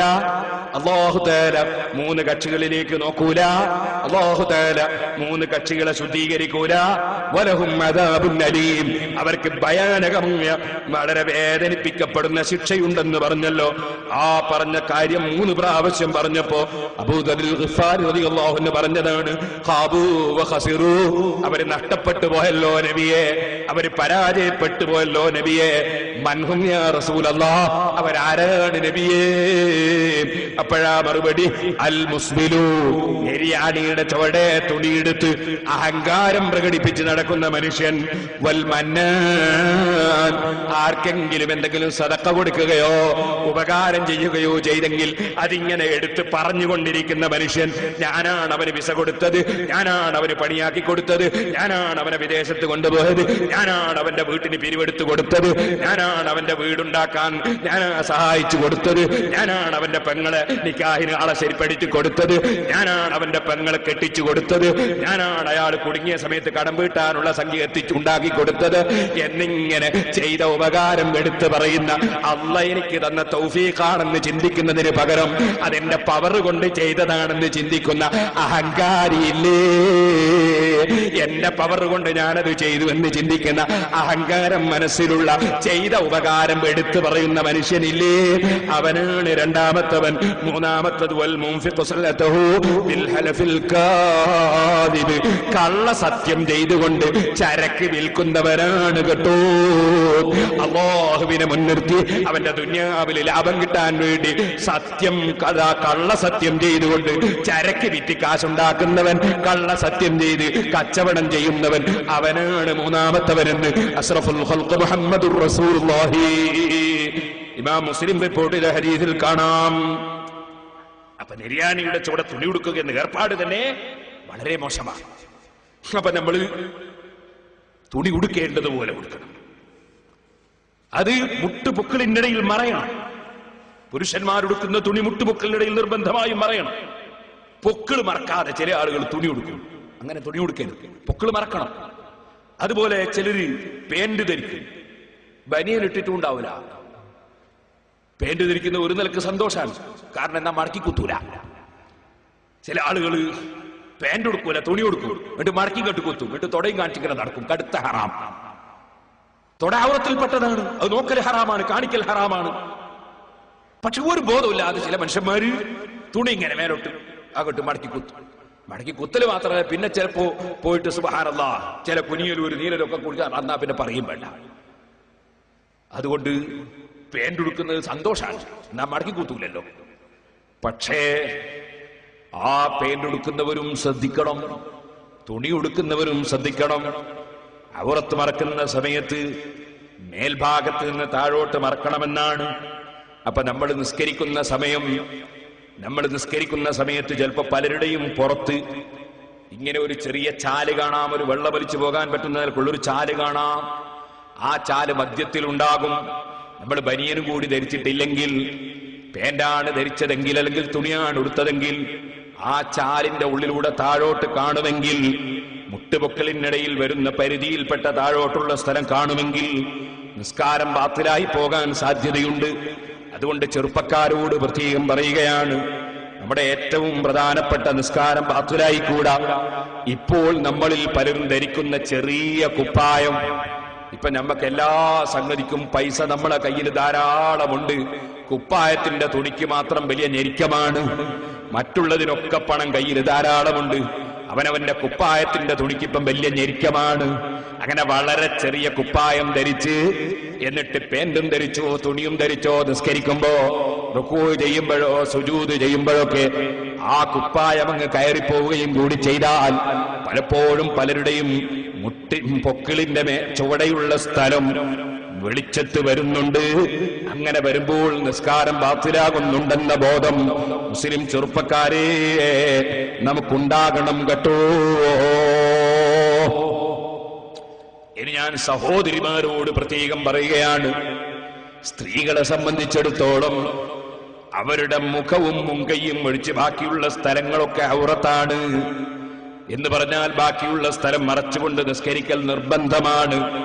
അത് അവരൊറ്റക്കൊരു റൂമിൽ വെച്ച് വാതിലും അടച്ച് അവര് മാത്രമുള്ള റൂമിൽ വെച്ച് നിസ്കരിക്കുകയാണെങ്കിലും മുഖവും മുങ്കയും ഒഴിച്ച് ബാക്കി മുഴുവൻ സ്ഥലവും മറക്കൽ നിർബന്ധമാണ്. അങ്ങനെ വരുമ്പോൾ മുഖം എന്ന് പറയുന്നത് എന്തിനാണെന്ന് നമ്മൾ മനസ്സിലാക്കണം. മുഖം എന്ന് പറയുന്നത് അഭിമുഖമായി നിൽക്കുന്ന സ്ഥലത്തിനാണ് എന്ന് പറഞ്ഞാൽ സാധാരണ നിലക്ക് നമ്മുടെ തലയിലുള്ള മുടി മുളക്കുന്ന സ്ഥലം അതിന്റെ മേലെ അതിർത്തിയാണ്. താടിയെല്ലിന്റെ ഇങ്ങേ അറ്റം അതിന്റെ താഴെ അതിർത്തിയാണ്. ഈ താടിയെല്ലിന്റെ അറ്റത്തിന്റെ താഴെ ഉള്ള സ്ഥലം താടിയെല്ലിന്റെ നേരെ നമ്മൾ ഇങ്ങനെ നിൽക്കുമ്പോൾ അഭിമുഖമായി നിൽക്കുമ്പോൾ കാണുന്ന സ്ഥലം, അതിന്റെ ഏറ്റവും ലാസ്റ്റ് അവിടെ മുഖത്തിന്റെ അതിര് തീർന്നു. അതിന്റെയും ചുവടെയാണ് പല സ്ത്രീകളും മക്കനയിടുന്ന സമയത്ത് മക്കന ധരിക്കുന്നത്. അതിന്റെ ചുവടെയുള്ള സ്ഥലം, താടിയെല്ലിന്റെ ചുവടെയുള്ള സ്ഥലം കാണുന്ന രൂപത്തിലാണ്. അപ്പോൾ അത് നിസ്കാരം ബാത്തിലാകാൻ കാരണമാവുകയാണ്. ഹജ്ജിന് പോകുന്ന സമയത്ത് തവാഫും ബാത്തിലാകാൻ കാരണമാകുന്നതാണ്. അതുകൊണ്ട് തന്നെ അഭിമുഖമായി ഇങ്ങനെ നമ്മൾ അഭിമുഖമായി നിൽക്കുമ്പോൾ നേരെ കാണുന്ന സ്ഥലം ഒഴിച്ച് ബാക്കിയുള്ള താഴോട്ടുള്ള സ്ഥലങ്ങൾ മറക്കൽ നിർബന്ധമാണെന്ന് സ്ത്രീകൾ മനസ്സിലാക്കിയിരിക്കണമെന്ന് സാന്ദർഭികമായി ഉണർത്തുകയാണ്. ഇത് ശ്രദ്ധിച്ചില്ലെങ്കിൽ പലപ്പോഴും നിസ്കാരം നമുക്ക് നഷ്ടപ്പെട്ടു പോകും, തവാഫും നഷ്ടപ്പെട്ടു പോകും. ഇതുപോലെ മേൽഭാഗത്ത് ഒരു രോമമെങ്കിലും ഒരു മുടിയെങ്കിലും പുറത്ത് കണ്ടാൽ അതുകൊണ്ടും നിസ്കാരം ബാത്തിലായി പോകും. അതുകൊണ്ട് അല്പം നെറ്റിയിലേക്ക് കയറ്റിയും അതുപോലെ മക്കന ധരിക്കുമ്പോൾ അല്പം താടിയുടെ മേലോട്ട് കയറ്റിയും മക്കന ധരിച്ചാൽ ഈ പ്രശ്നം ഒഴിവായി കിട്ടുന്നതാണ് എന്ന് പ്രത്യേകമായി ഉണർത്തുന്നു സഹോദരിമാരോട്. ഇല്ലെങ്കിൽ നിസ്കാരം ബാത്തിലായി പോകാൻ പലപ്പോഴും കാരണമായി പോകും. ഇതുപോലെ സഹോദരന്മാരെ, നമ്മൾ ഔറത്ത് മറക്കുന്ന സ്ഥലത്ത് ശ്രദ്ധിക്കേണ്ട കാര്യങ്ങളൊക്കെ ശ്രദ്ധിക്കണം. പുരുഷന്മാര് ചുമല് മറക്കാതെ നിസ്കരിക്കുന്നത് വിരോധിക്കപ്പെട്ടതാണ്. ചുമല് മറച്ചിരിക്കൽ വളരെ പ്രധാനപ്പെട്ട സുന്നത്താണ്. ഇതുപോലെ അഷ്റഫുൽ ഖൽഖ് സല്ലല്ലാഹു അലൈഹി വസല്ലം തല തുറന്നിട്ടുകൊണ്ട് നിസ്കരിക്കാറില്ല. ഇഹ്റാം കെട്ടിയിട്ടുള്ള സമയത്തല്ലാതെ തല തുറന്നിട്ടുകൊണ്ട് നിസ്കരിക്കാറില്ലെന്ന് ഇബ്നു തൈമിയ്യ അദ്ദേഹത്തിന്റെ ഫതാവയിൽ പറഞ്ഞത് കാണാം. അതുകൊണ്ട് തന്നെ സഹോദരന്മാരെ, ഫതുഹുൽ മുഈനിലും നിങ്ങൾക്ക് കാണാം തല തുറന്നിട്ടുകൊണ്ട് നിസ്കരിക്കുന്നതും ചുമല് തുറന്നിട്ടുകൊണ്ട് നിസ്കരിക്കുന്നതും വിരോധിക്കപ്പെട്ടതാണ്. തല മറക്കാതെ നിസ്കരിക്കുന്നവരായി നമ്മൾ അതപ്പതിച്ചു പോകരുത്. തല തുറന്നിട്ട് നിസ്കരിക്കുന്ന ഏർപ്പാട് വാസ്തവം പറഞ്ഞാൽ അമേരിക്കക്കാരനോടും ബ്രിട്ടീഷുകാരനോടുമുള്ള തുടർച്ചയാണ്, അല്ലാഹുവിന്റെ റസൂലിനോടുള്ള തുടർച്ചയല്ല. തല തുറന്നിട്ടുകൊണ്ട് കർമ്മം നിർവഹിക്കുന്ന കക്ഷികൾ അത്തരത്തിലുള്ള ഇംഗ്ലീഷുകാരാണെന്ന് നിങ്ങൾക്കറിയാമല്ലോ.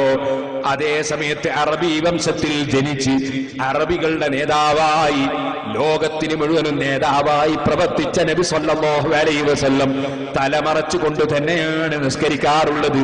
അതുകൊണ്ട് പുരുഷന്മാരെ, ഫതുഹുൽ മുഈനിൽ പറഞ്ഞ സുന്നത്ത് നമ്മുടെ ജീവിതത്തിൽ പകർത്തണമെന്ന് പ്രത്യേകം അറിയിക്കുകയാണ്. നമുക്ക് പുരുഷന്മാരെ സംബന്ധിച്ചിടത്തോളം തലമറക്കൽ ഒരു അലങ്കാരമാണ്.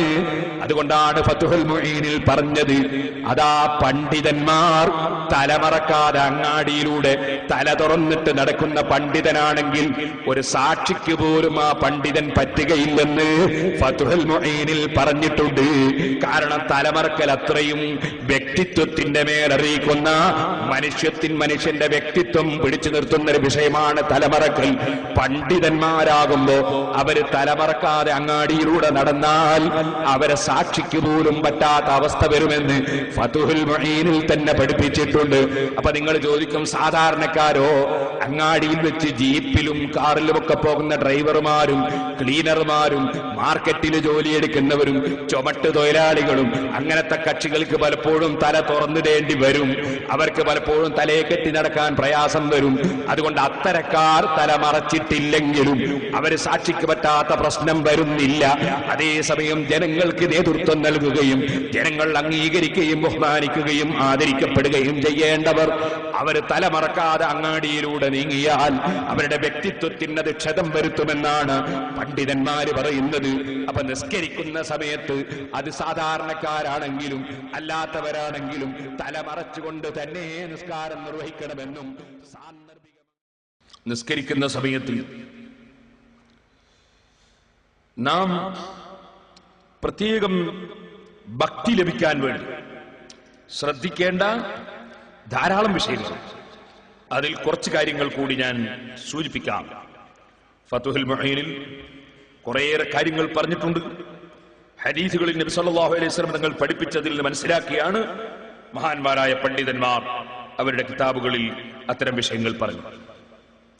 ഭക്തിയുള്ള നിസ്കാരത്തെ സംബന്ധിച്ച് നാം മെനിഞ്ഞാന്ന് കുറെ സമയം സംസാരിച്ചു. 2 ദിവസം മുമ്പ് കുറെ സമയം സംസാരിച്ചിട്ടുണ്ട്. പക്ഷേ അന്നത്തെ പ്രസംഗിക്കുന്ന സമയത്ത് അനിഷ്ടകരമായ പല കാര്യങ്ങളും ടൗണിൽ നടന്നതുകൊണ്ട്, ഇനി അങ്ങനത്തെ കാര്യങ്ങളൊന്നും നമ്മുടെ നാദാപുരത്ത് നടക്കാതിരിക്കട്ടെ, നടന്നതുകൊണ്ട് പലരുടെയും ശ്രദ്ധ അങ്ങോട്ട് മാറിപ്പോയിട്ടുണ്ടാകാൻ സാധ്യതയുണ്ട്. അവരോട് ഞാൻ പറയുന്നു, പ്രസംഗത്തിന്റെ CD നിങ്ങളൊക്കെ വാങ്ങി കേൾക്കണം. അതിൽ ഭക്തിയുടെ ഗൗരവത്തെ സംബന്ധിച്ച് ഇമാം ഗസാലി റളിയല്ലാഹു അൻഹു മറ്റും വിശദീകരിച്ച ഒരുപാട് വിഷയങ്ങൾ പറഞ്ഞിട്ടുണ്ട്. അന്ന് ഞാൻ ബാക്കി വെച്ചതായിരുന്നു നിസ്കാരത്തിൽ ഭക്തി ഉണ്ടാകാൻ നമ്മൾ പ്രത്യേകം ശ്രദ്ധിക്കേണ്ട ചില വിഷയങ്ങൾ. അഷ്റഫുൽ ഖൽഖ് സല്ലല്ലാഹു അലൈഹി വസല്ലം തങ്ങൾ പറഞ്ഞു, ലാ യസാലുല്ലാഹു അസ്സ വജല്ല മുഖ്ബിലൻ അലൽ അബ്ദി വഹുവ ഫീ സ്വലാത്തിഹി മാ ലം യൽതഫിത് ഫൈദ ഇൽതഫത ഇൻസറഫ അൻഹു. അല്ലാഹു സുബ്ഹാനഹു വ തആലയുമായി സംഭാഷണം നടത്താൻ അടിമ അവന്റെ മുന്നിലേക്ക് വന്ന സമയമല്ലേ നിസ്കാര സമയം. അങ്ങനെ നിസ്കരിക്കുമ്പോൾ അല്ലാഹു അവനിലേക്ക് തിരിഞ്ഞവനാണ്. അല്ലാഹു അവന് റഹ്മത്ത് ചെയ്യാനും അവനെ സ്വീകരിക്കാനും അവനിലേക്ക് മുന്നിട്ടവനാണ് അല്ലാഹു തആല. മാലം യൽതഫിത്, അവൻ തിരിഞ്ഞു നോക്കാതിരിക്കുമ്പോൾ, ഈ നിസ്കരിക്കുന്ന മനുഷ്യൻ മറ്റൊന്നിലേക്ക് അവന്റെ ദൃഷ്ടി പതിച്ചാൽ, മറ്റൊരു ഭാഗത്തേക്ക് തിരിഞ്ഞു നോക്കിയാൽ, ഫൈദൽ തഫത ഇൻസറഫ അൻഹു, അല്ലാഹു ജല്ല ജലാലുഹു അവനിലേക്ക് മുന്നിട്ടുകൊണ്ട് സ്വീകരിക്കാൻ നിൽക്കുന്ന റബ്ബ് അവനെ തൊട്ട് പിരിഞ്ഞു കളയുന്നതാണ്. കാരണം ഇവന്റെ നിസ്കാരം എനിക്ക് സമർപ്പിക്കുകയല്ലല്ലോ, ഇവൻ അതിലിടക്ക് വേറോരോന്ന് നോക്കുകയല്ലേ. ഇതാണ് അല്ലാഹു തആല പിരിഞ്ഞു കളയുമെന്ന് പറഞ്ഞതിനർത്ഥം. അതുകൊണ്ട് തന്നെ സഹോദരന്മാരെ, നിസ്കരിക്കുന്ന സമയത്ത് സുജൂദിന്റെ സ്ഥലത്ത് തന്നെ നോക്കുകയല്ലാതെ അപ്പുറത്തും ഇപ്പുറത്തും ഒരിക്കലും നമ്മുടെ ദൃഷ്ടി പതിഞ്ഞു പോകാതിരിക്കാൻ ശ്രമിക്കണം. ഇതുകൊണ്ട് തന്നെ ഒരു ഹദീസിൽ അഷ്റഫുൽ ഖൽഖ് സല്ലല്ലാഹു അലൈഹി വസല്ലം തങ്ങൾ പറഞ്ഞത് കാണാം, ലയന്തഹിയന്ന അഖ്വാമുൻ അൻ റഫഇഹിം അബ്സാറഹും മിൻ ദുആഇ ഫി സ്വലാത്തി ഇലസ്സമാ. അല്ലാഹുവിനോട് പ്രാർത്ഥിക്കുന്ന സമയത്ത് മേൽഭാഗത്തേക്ക് ഒരു മനുഷ്യന്റെ കണ്ണും ഉയർന്നു പോകരുത്. അങ്ങനെ ഉയരുന്ന വല്ലവരുമുണ്ടെങ്കിൽ അവരത് നിർത്തിക്കൊള്ളണം. സാധാരണ നിലക്ക് നിങ്ങൾക്കറിയാം, സാധാരണ നിലക്ക് ഒരാൾ ദുആ ചെയ്യുമ്പോ ഖിബിലയിലേക്ക് തിരിഞ്ഞ് ദുആ ചെയ്യലാണ് സുന്നത്ത്. കൈ മേൽപോട്ട് ഉയർത്തിയിട്ട് ദുആ ചെയ്യലാണ് സുന്നത്ത്. എന്നാ സഹോദരന്മാരെ, നിസ്കാരത്തിൽ ഖുനൂത്ത് ഓതുന്ന സമയത്ത് കൈ ഉയർത്തൽ സുന്നത്തുണ്ട്. അതേ സമയത്ത് മറ്റുള്ള സമയത്തുള്ള ദുആകളിലൊന്നും കൈ ഉയർത്താൻ പാടില്ല. കൈ ഉയർത്താതെ തന്നെയാണ് നമ്മൾ ദുആ ചെയ്യുന്നത്. കാരണം അല്ലാഹുമായുള്ള സംഭാഷണത്തിൽ സുജൂദിന്റെ സ്ഥാനത്ത് നോക്കിയുള്ള നൃത്തമാണ്. അപ്പൊ കൈ തന്നെ അവിടെ ഉയർത്തേണ്ടതില്ലെന്നാണ്. എന്നാൽ സാധാരണ നിലക്ക് ദുആ ചെയ്യുമ്പോൾ കണ്ണ് മേൽപോട്ട് ഉയർത്തുന്നതിന്റെ വിധി എന്താണ്? വുദുവിന്റെ ശേഷമുള്ള ദുആ നടത്തുന്ന സമയത്ത് കൈ മേൽപോട്ട് ഉയർത്തുന്നതോടുകൂടി കണ്ണും കൂടി മേൽപോട്ട് ഉയർത്തുന്നത് വുദുവിന്റെ ശേഷമുള്ള ദുആ. അശ്ഹദു അല്ലാ ഇലാഹ ഇല്ലല്ലാഹു വഹ്ദഹു ലാ ശരീക ലഹ് വഅശ്ഹദു അന്ന മുഹമ്മദൻ അബ്ദുഹു വറസൂലുഹു അല്ലാഹുമ്മ ഇജ്അൽനി മിനത് തവ്വാബീന വജ്അൽനി മിനൽ മുതത്വഹിരീന വജ്അൽനി മിൻ ഇബാദിക സ്സാലിഹീൻ എന്ന് പറഞ്ഞുകൊണ്ട് വുദുവിന് ശേഷം നടത്തുന്ന ദുആ. ആ ദുആ നടത്തുന്ന സമയത്ത് കണ്ണുകൂടി മേൽപോട്ട് ഉയർത്തൽ നല്ലതാണെന്ന് ഇമാം ഗസ്സാലി റളിയല്ലാഹു അൻഹു പറഞ്ഞിട്ടുണ്ട്. അങ്ങനെ പ്രത്യേകം പറഞ്ഞിട്ടില്ലാത്ത ദുആകൾ, സാധാരണ നിലക്ക് നമ്മൾ ചെയ്യുന്ന ദുആകൾ, നിസ്കാരത്തിന്റെ പുറത്ത് സാധാരണ നമ്മൾ നടത്തുന്ന ദുആകൾ, ആ സമയത്ത് കണ്ണ് മേൽപോട്ട് ഉയർത്തുന്നതിന്റെ വിധി എന്താണ്? പണ്ഡിതന്മാർക്കിടയിൽ അതിൽ രണ്ടഭിപ്രായമാണ്. ഇമാം ശുറൈഹുൽ ഖാദി റഹ്മത്തുള്ളാഹി അലൈഹി നിങ്ങളെ പോലുള്ള ചില പണ്ഡിതന്മാരുടെ അഭിപ്രായം സാധാരണ നിലക്ക് ദുആ ചെയ്യുമ്പോൾ കണ്ണ് മേൽപോട്ട് ഉയർത്തുന്നത് കറാഹത്താണെന്നാണ്. എന്നാൽ ബഹുഭൂരിപക്ഷം പണ്ഡിതന്മാരുടെയും അഭിപ്രായം ഖിബല, ദുആ നടത്തുന്നതിന്റെ ഖിബലയാണ് ആകാശം. അതുകൊണ്ട് ദുആ നടത്തുമ്പോൾ മേൽപോട്ട് കണ്ണുയർത്തുന്നതിന് കറാഹത്തില്ല, അനുവദനീയമാണ്, ജായിസാണെന്നാണ് ബഹുഭൂരിപക്ഷം പണ്ഡിതന്മാരുടെയും അഭിപ്രായം. അതുകൊണ്ട് ഏതെങ്കിലും ഒരാൾ ദുആ ചെയ്യുന്ന സമയത്ത് മേൽപോട്ട് കണ്ണുയർത്തി ദുആ നടത്തുന്നുണ്ടെങ്കിൽ അതിൽ നമ്മൾ ആക്ഷേപിക്കേണ്ടതില്ല. കാരണം എന്തുകൊണ്ട്? ആ ദുആ നടത്തുന്ന സമയത്ത് അത് അനുവദനീയമാണെന്നാണ് ഭൂരിപക്ഷം പണ്ഡിതന്മാരും പറഞ്ഞത്. പക്ഷേ കറാഹത്താണെന്ന് പറഞ്ഞ പണ്ഡിതന്മാരുള്ളത് കൊണ്ട് സാധാരണ നിലക്കുള്ള ദുആക്ക് മേൽപോട്ട് കണ്ണുയർത്താതെ പ്രാർത്ഥിക്കുന്നതാണ് നല്ലതെന്ന് നമുക്ക് മനസ്സിലാക്കാവുന്നതാണ്.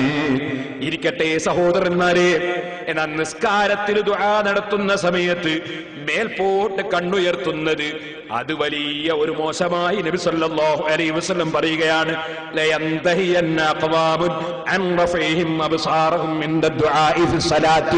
നിസ്കാരത്തിൽ പ്രാർത്ഥന നടത്തുമ്പോ മേൽപോട്ടേക്ക് കണ്ണുയർത്തുന്ന ഏർപ്പാട് അത് ചെയ്യുന്നവര് നിർത്തട്ടെ. അതെ, അല്ലെങ്കിൽ അവരുടെ കണ്ണുകൾ നഷ്ടപ്പെടട്ടെ, അവരുടെ കണ്ണുകൾ പറ്റിയെടുക്കപ്പെടട്ടെ എന്ന് നബി സല്ലല്ലാഹു അലൈഹി വസല്ലം തങ്ങൾ പറയുന്നു. എന്ന് പറഞ്ഞാൽ അവന്റെ കണ്ണ് നഷ്ടപ്പെടാൻ കാരണമാകുന്ന വിധത്തിൽ അപകടകരമായ ഒരു പ്രവർത്തനമാണ് നിസ്കാരത്തിൽ മേൽപോട്ട് കണ്ണുയർത്തുന്നത്. അപ്പൊ പിന്നെ എവിടെ നോക്കണം? നമ്മൾ നേരത്തെ പറഞ്ഞു, സുജൂദിന്റെ സ്ഥാനത്ത് തന്നെ നോക്കി നിസ്കരിക്കണം. അപ്പോഴാണ് മനുഷ്യന് ഭക്തി ഉണ്ടാകുന്നത്. അപ്പുറവും ഇപ്പുറവും കണ്ണ് തിരിഞ്ഞാൽ, പള്ളിന്റെ ചുമരുമലേക്ക് നോക്കിയാൽ, മിമ്പറിന്റെ ഭംഗി കൊള്ള നോക്കിയാൽ, അതുപോലെ തന്നെ മറ്റുള്ള പെയിന്റ് കൊള്ള നോക്കിയാൽ, അതുപോലെ മറ്റു സ്ഥലങ്ങളിലേക്ക് തിരിഞ്ഞു നോക്കിയാൽ, അപ്പുറം ഇപ്പുറം ആരാ വരുന്നതെന്ന് ചിന്തിച്ചാൽ നിസ്കാരത്തിന്റെ പ്രതിഫലം നഷ്ടപ്പെടുകയാണ്. നമ്മൾ സുജൂദിന്റെ സ്ഥാനത്തേക്ക് തന്നെ നോക്കി നിൽക്കണം. നമ്മൾ ശ്രദ്ധിച്ച് നമ്മൾ വിചാരിച്ചാൽ കഴിയുന്ന കാര്യമില്ലേ അത്? സുജൂദിന്റെ സ്ഥാനത്ത് തന്നെ നോക്കുക എന്നുള്ളത്. അങ്ങനെ നോക്കി നിൽക്കുമ്പോൾ ഭക്തി അല്ലാഹു തആല തരും. അതുകൊണ്ട് ഭക്തി ഉണ്ടാകാനുള്ള ഏറ്റവും പ്രധാനപ്പെട്ട ഒരു വഴിയാണ് കണ്ണ് മറുഭാഗങ്ങളിലേക്കൊന്നും തിരിക്കാതെ നമ്മൾ സുജൂദിന്റെ സ്ഥാനത്ത് തന്നെ നോക്കുക. ഇനി മറ്റൊന്ന്, നബി സല്ലല്ലാഹു അലൈഹി വസല്ലം നമുക്ക് നിസ്കാരത്തിൽ ഭക്തി ഉണ്ടാകാൻ വേണ്ടി നമുക്ക് പറഞ്ഞു തരുന്നു. ലാ സലാത്ത ബിഹദറത്തി ത്വആമിൻ വലാ ഹുവ യുദാഫിഉൽ അഖ്ബഥാൻ. ഒരിക്കലും തന്നെ ഭക്ഷണം തയ്യാറായി നിൽക്കുകയും ഭക്ഷണം കഴിക്കണമെന്ന് നിനക്ക് തോന്നുകയും ചെയ്യുന്ന സമയം, അതുപോലെ നിനക്ക് മലമൂത്ര വിസർജനത്തിനോ അല്ലെങ്കിൽ കീവായു പോകാനോ നിനക്ക് മുട്ടുന്ന സമയം, അതേ ആ സമയത്ത് നിസ്കരിക്കുന്നത് ആ നിസ്കാരം ശരിയായ നിസ്കാരമല്ല, അഥവാ പൂർണ്ണമായ നിസ്കാരമല്ല. ലാ സലാത്ത, നിസ്കാരമില്ല. ബിഹദറത്തി ത്വആമിൻ, ഭക്ഷണത്തിന്റെ മുന്നിൽ നിസ്കാരമില്ല. നിനക്ക് ഭക്ഷണം കഴിക്കണമെന്ന് തോന്നുന്നു, ഭക്ഷണം തയ്യാറായി നിൽക്കുന്നു, എന്നാ നീ നിസ്കരിച്ചിട്ട് ഭക്ഷണം കഴിക്കുന്നതിന് പകരം ഭക്ഷണം കഴിച്ചിട്ട് നിസ്കരിക്കുകയാണ് വേണ്ടത്. എന്താ കാരണം? നിന്റെ നിസ്കാരത്തിൽ ഭക്ഷണം കൊള്ളേ, വിശപ്പ് കൊള്ളേ, നിന്റെ ശ്രദ്ധ തിരിഞ്ഞു പോകാതിരിക്കാൻ ആ ഭക്ഷണം നീ ആദ്യം അങ്ങ് കഴിച്ചേക്കണം. നന്നായി ദാഹിക്കുന്നുണ്ടോ, വെള്ളമുണ്ടോ, കുടിച്ചിട്ട് നിസ്കരിച്ചേക്കണം. ഇതുപോലെ മലമൂത്ര വിസർജനത്തിന് മുട്ടുന്ന സമയത്ത് അത് ചെയ്തതിന് ശേഷമാണ് നിസ്കരിക്കേണ്ടത്. ചില ആളുകൾ ഒതുവെടുക്കൽ ലാഭം കിട്ടുമെന്ന് വിചാരിച്ചിട്ട് നിസ്കരിച്ചിട്ട് മുദ്രയ്ക്കാൻ പോകാന്ന് വിചാരിക്കുന്നത് മഹാവിഡിത്തം. നബി സല്ലല്ലാഹു അലൈഹി വസല്ലം പറഞ്ഞു ആ സമയത്ത് നിസ്കാരം ഇല്ലാന്ന് എന്ന് പറഞ്ഞാൽ അവന്റെ നിസ്കാരം ശരിയായ നിസ്കാരം ആവൂല, പൂർണ്ണ നിസ്കാരം ആവൂല. അതുകൊണ്ട് വിസർജിച്ച് ഒതുവെടുത്തിട്ട് നിസ്കരിക്കണം. ആ നിസ്കാരത്തിന് ഭക്തി കിട്ടും, അല്ലെങ്കിൽ ഇതിന്റെ ശ്രദ്ധയൊക്കെ മറ്റൊരു ഭാഗത്താവും. അപ്പൊ നിസ്കരിക്കുന്നതിന് മുമ്പ് വിസർജിച്ചതിന് ശേഷമാണ് വേണ്ടത്. ഹദീസിൽ 2 അശുദ്ധി മുട്ടുന്ന സമയം എന്നാ പറഞ്ഞത്. പണ്ഡിതന്മാരതിൽ മനസ്സിലാക്കി പറഞ്ഞു, 2 അശുദ്ധി പോലെ തന്നെ അശുദ്ധിയാണല്ലോ കീവായി പോകുന്നത്. അതിന് മുട്ടിയാലും അത് കഴിഞ്ഞിട്ട് ഒന്നുകൊടുത്ത് നിസ്കരിക്കാണ് വേണ്ടത്. കാരണം മനസ്സ് പൂർണ്ണമായി നിസ്കാരത്തിൽ കേന്ദ്രീകരിക്കാൻ സാധിക്കണം. നിസ്കാരം ഖദായി പോകുമെന്ന് കണ്ടാൽ, നമ്മൾ ഭക്ഷണം കഴിക്കുമ്പോഴേക്ക് നിസ്കാരം ഖദായി പോകും, അല്ലെങ്കിൽ വിസർജിക്കുമ്പോഴേക്ക് നിസ്കാരം ഖദായി പോകുമെന്ന് കണ്ടാൽ നാം നിസ്കാരം നിർവഹിക്കുകയാണ് വേണ്ടത്. നിസ്കാരം ഖദാക്കാൻ പാടില്ല. നിസ്കരിച്ചതിന് ശേഷം അത് നിർവഹിക്കുകയാണ് വേണ്ടത്. എന്നാൽ നിസ്കാരം ഖദായി പോകും, പക്ഷേ വിസർജിക്കാതെ നിസ്കരിച്ചാൽ നിസ്കാരത്തിൽ തന്നെ വിസർജിച്ചു പോകുന്നു കണ്ടാലോ, എന്നാ പിന്നെ വിസർജിച്ചിട്ട് നിസ്കരിക്കാണ് വേണ്ടത്, വൃത്തിയേടാക്കാൻ പോകരുത്. ഇരിക്കട്ടെ സഹോദരന്മാരെ, ഇതുപോലെ അഷ്റഫുൽ ഖൽഖ് സല്ലല്ലാഹു അലൈഹി വസല്ലം നമ്മെ പഠിപ്പിക്കുകയാണ്, നിസ്കരിക്കുന്ന സമയത്ത് അവന്റെ മുന്നിൽ ഒരു വസ്തു അവൻ വെക്കണം എന്ന് പറഞ്ഞാൽ വെച്ച വസ്തുവിന്റെ അടുത്ത് പോയി നിസ്കരിക്കണം, അല്ലെങ്കിൽ അവൻ വെക്കണം. ഹദീസിൽ കാണാം, ഇദാ സല്ല അഹദുകും, നിങ്ങളിൽ ഒരാൾ നിസ്കരിക്കുകയാണെങ്കിൽ ഫൽയജ്അൽ അമാമ വജ്ഹിഹി ശൈആ, നിസ്കരിക്കുന്ന സമയത്ത് അവന്റെ മുന്നിൽ ഒരു വസ്തു അവൻ ആക്കി വെക്കണം. അങ്ങനെ ഒരു ചുമരിന്റെ അടുത്ത് പോയിട്ട് നിസ്കരിക്കാം. നമ്മള് ചുമരിന്റെ അടുത്ത് മുമ്പിൽ ചുമരുണ്ടല്ലോ, ആ ചുമരിന്റെയും അവന്റെയും ഇടയ്ക്ക് 3 മുഴത്തേക്കാൾ കൂടുതൽ വരാത്ത ദൂരത്തിൽ അവൻ നിൽക്കുകയും വേണം. അങ്ങനെ നിന്നുകൊണ്ട് ചുമരിന്റെ അടുത്ത് പോയി നിസ്കരിക്കുക. ചിലർക്ക് പള്ളിയുടെ നടുവിൽ നിന്ന് നിസ്കരിക്കുന്നത് കാണും, പള്ളിയുടെ മധ്യത്തിൽ നിന്ന് നിസ്കരിക്കുന്നതാണ്. പ്രത്യേകിച്ച് വിദേശ രാജ്യങ്ങളിൽ അങ്ങനെ നിസ്കരിക്കുന്ന പല നാട്ടുകാരുണ്ടാവും. അത് കണ്ടുവന്നിട്ട് ഇവിടെയും ചിലര് അത് തീരെ പരിഗണിക്കാതെ നിസ്കരിക്കുന്നത് കാണും. പിന്നെ കൂടുതൽ ആളുള്ള സമയത്ത് സൗകര്യമില്ലാത്തതുകൊണ്ടാണെങ്കിൽ കുഴപ്പമില്ല. ഇപ്പൊ നമ്മളൊക്കെ ഇപ്പൊ ഇശാ നിസ്കാരം കഴിഞ്ഞ് സുന്നത്ത് നിസ്കരിക്കുമ്പോൾ മുന്നിൽ തന്നെ പോയി നിസ്കരിക്കാൻ കഴിയില്ല, ഒരുപാട് ആളുണ്ടാവില്ലേ. അപ്പൊ പിന്നെ മുന്നിലുള്ള ആളെയോ അല്ലെങ്കിൽ മറ്റെന്തെങ്കിലുമോ പരിഗണിച്ചുകൊണ്ട് നിസ്കരിക്കുന്നവരുണ്ടാകാം. അതേ സമയത്ത് അല്ലാതെ നമ്മൾ ഒരു പള്ളിയിൽ കയറിയിട്ട് മധ്യത്തിൽ നിന്ന് നിസ്കരിക്കാൻ നബി സല്ലല്ലാഹു അലൈഹി വസല്ലം പറയുന്നു, അവന്റെ മുന്നിൽ ഒരു വസ്തു ആക്കണം. ഫത്ഹുൽ മുഈനിൽ നമുക്ക് കാണാം, ഒരു ചുമര് അല്ലെങ്കിൽ ഒരു തൂണ്, ഇങ്ങനെ നിശ്ചലമായി ശരിക്കും നിൽക്കുന്ന ഒരു വസ്തു. ആ വസ്തുവിന് 1 മുഴത്തിന്റെ 3/2 ഉയരമുണ്ടാകുക എന്നത് പരിഗണിക്കപ്പെടേണ്ടതാണ്. എന്നിട്ട് അവൻ നിൽക്കുമ്പോൾ 3 മുഴത്തിനേക്കാൾ ചുരുങ്ങിയ സ്ഥലത്ത് നിൽക്കുകയും ചെയ്യാം. ആ മറയും ഇവനും തമ്മിലുണ്ടാകുന്ന ദൂരം. അങ്ങനെ നിന്നുകൊണ്ടാണ് നിസ്കരിക്കേണ്ടത്. അങ്ങനെ മറ വെക്കുമ്പോൾ തന്നെ അത് നേരെ മുന്നിലാകാതെ അല്പം ഇടത്തോ വലത്തോ ആകുന്നത് നല്ലതാണെന്നും ഫത്ഹുൽ മുഈൻ പഠിപ്പിച്ചിട്ടുണ്ട്. ഇരിക്കട്ടെ, അങ്ങനെ മുന്നിലൊരു മറ ഉണ്ടായിരിക്കണം. അങ്ങനെ ഇല്ലെങ്കിൽ ഫൈലം യജിദ് ഫൽയൻസിബ് അസൻ, നബി സല്ലല്ലാഹു അലൈഹി വസല്ലം പറയുന്നു, അങ്ങനെ അവനൊരു മറ, ഒരു ചുമരോ തൂണോ അങ്ങനെയുള്ള വസ്തുക്കൾ ഇല്ലെങ്കിൽ അവൻ പള്ളിയിൽ വടി നാട്ടി വെക്കണമെന്ന്.